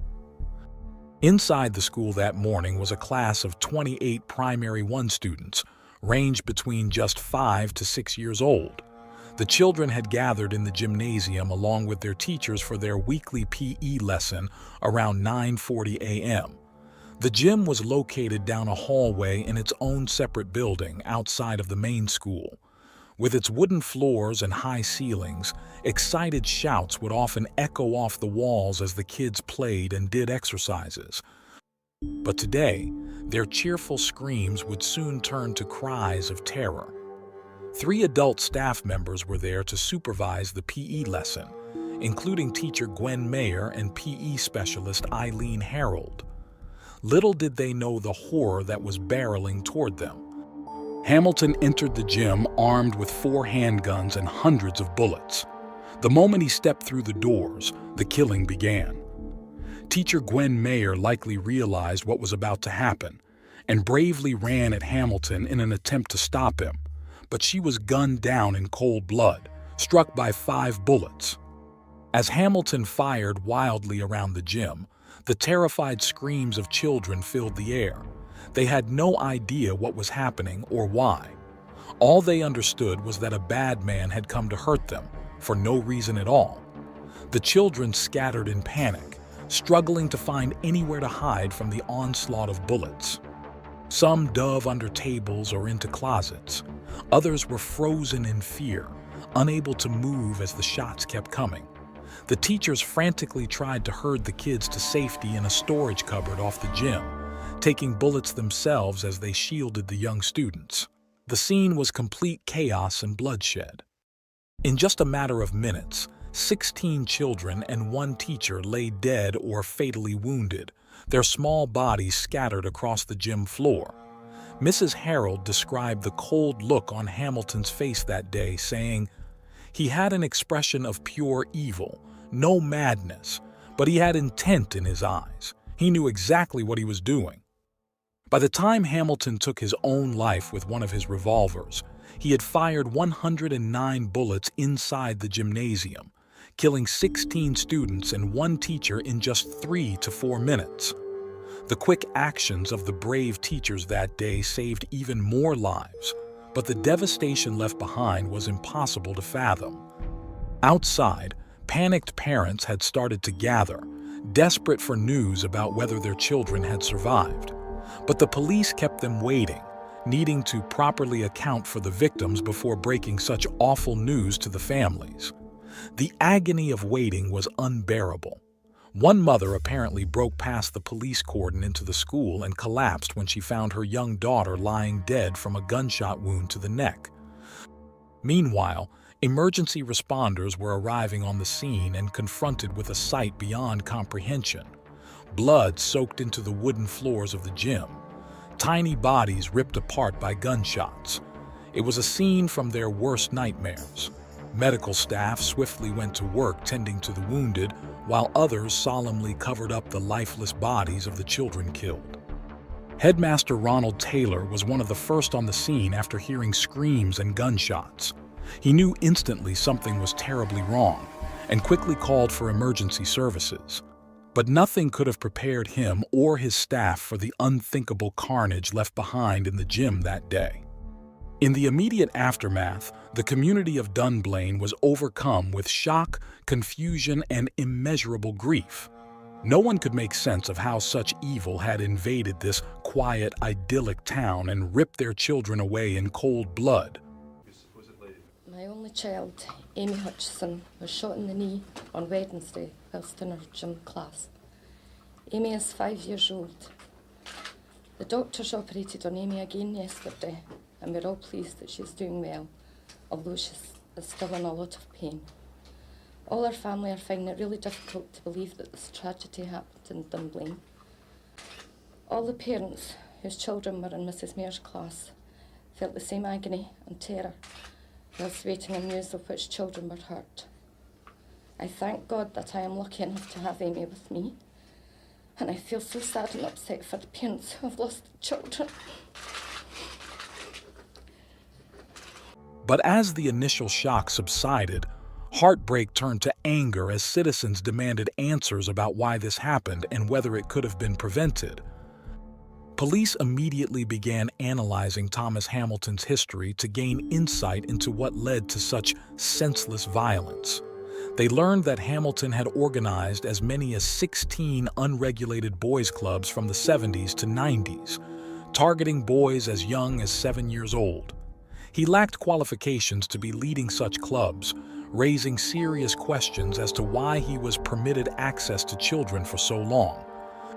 Interviews with former club members painted a deeply disturbing picture of Hamilton. The boys complained of being disciplined harshly as if in a boot camp, with some made to rub suntan oil on Hamilton's nude body during camping trips, his warped and perverted form of punishment. If they didn't comply, Hamilton berated them angrily. Many boys reported that Hamilton enjoyed photographing them shirtless during activities, focusing unnaturally on their groin area. When confronted about the odd pictures, Hamilton claimed they were just for advertising. In reality, he kept them for his own sick enjoyment. Clearly, warning signs had been missed. Hamilton exhibited highly inappropriate behavior with children for years. Police conducted investigations in response to numerous complaints, but never found concrete evidence to definitively label Hamilton as a pedophile or prevent him from interacting with youths. Without proof, he was free to continue surrounding himself with young boys despite persistent rumors of abuse.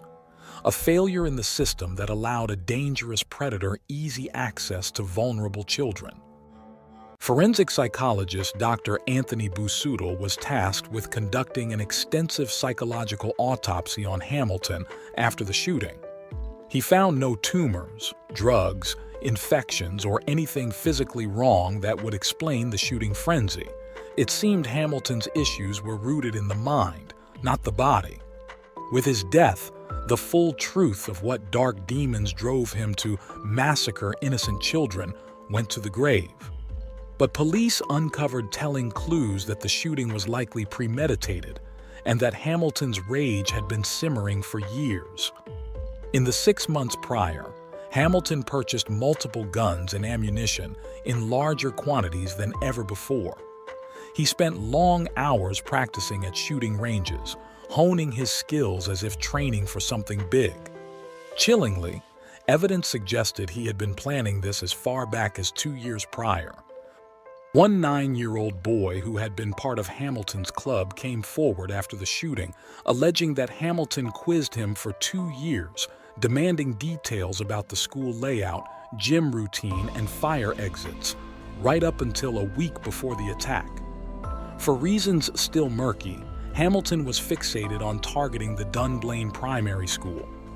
Even Hamilton's own mother said he seemed normal in the lead up to the 13th. Whatever evil was festering inside him, he kept carefully hidden even from those closest to him. In the wake of this tragedy, heartbroken parents had to go through the agonizing process of planning funerals for their young children, robbed of their lives all too soon. An entire nation mourned. On March 18th, the United Kingdom came to a standstill for a minute's silence to remember those killed in Dunblane. An outpouring of grief was felt across Scotland as the small victims were laid to rest. The royal family paid their respects as well, with Queen Elizabeth and Princess Anne visiting the town to offer condolences to distraught families. Sure that I speak for all of you today in wishing to express our grief for those at Dunblane who have, in whatever way, endured the dreadful events of Wednesday. My heart goes out to them, each and every one, and especially to the families of those who were killed and injured. May their courage remain undimmed. The Queen was said to weep openly as parents recounted their loss. But amidst all the grief, righteous anger was also building over how Hamilton had slipped through the cracks for so long. Cries for reforming gun control laws intensified, led by families of the Dunblane victims. Their petition delivered to the Prime Minister urging tighter legislation gained over 400,000 signatures. Within months, laws were passed banning the ownership of handguns over .22 caliber. Further legislation followed in '98 prohibiting smaller handguns as well, with the government buying back guns from lawful owners. Tougher screening measures for licenses were also implemented. While controversial with some gun enthusiasts, these rapid changes represented a sweeping win for gun control supporters. The Dunblane massacre was a tipping point that exposed flaws, enabling someone like Hamilton to amass lethal firearms legally. For those families who lost children, it was a legacy that emerged from great tragedy. However, For them, questions still lingered over whether certain failures paved the way for this massacre. In response to intense public scrutiny, the Cullen Inquiry was established in 1996 to fully investigate the circumstances leading up to the shootings. But some families felt it failed to provide satisfactory answers. The inquiry was criticized for not tracking Hamilton's movements on the day of the shooting, a weird hour-long journey to the school just 5 miles away. It also didn't look into why an off-duty officer was there that morning but never testified, and why police didn't identify clear signs Hamilton was a pedophile, despite complaints. Most shocking of all, the records of the inquiry were sealed from public view for an astonishing 100 years, sparking accusations of an elaborate cover-up. Officials claimed it was to protect victim identities, but many records didn't even mention names. Why such an extraordinary level of secrecy? To this day, families of those killed in the Dunblane massacre are still fighting to unlock the full truth of what happened that tragic day. But the loss they suffered can never be erased, no matter what facts come to light. The massacre left scars across the whole nation, but it also set changes in motion that fundamentally reshaped gun laws in the UK. The Campaign for State Education has set up a scholarship fund in memory of the victims to provide opportunities to young students who embody the spirit of the children taken too soon. It is a testament to how, even from evil, some good can still be born as communities unite in hope. This concludes today's episode about the tragedy at Dunblane. Join me next time as we explore another intriguing true crime story. I'm Eagle, signing off for now. Stay safe out there.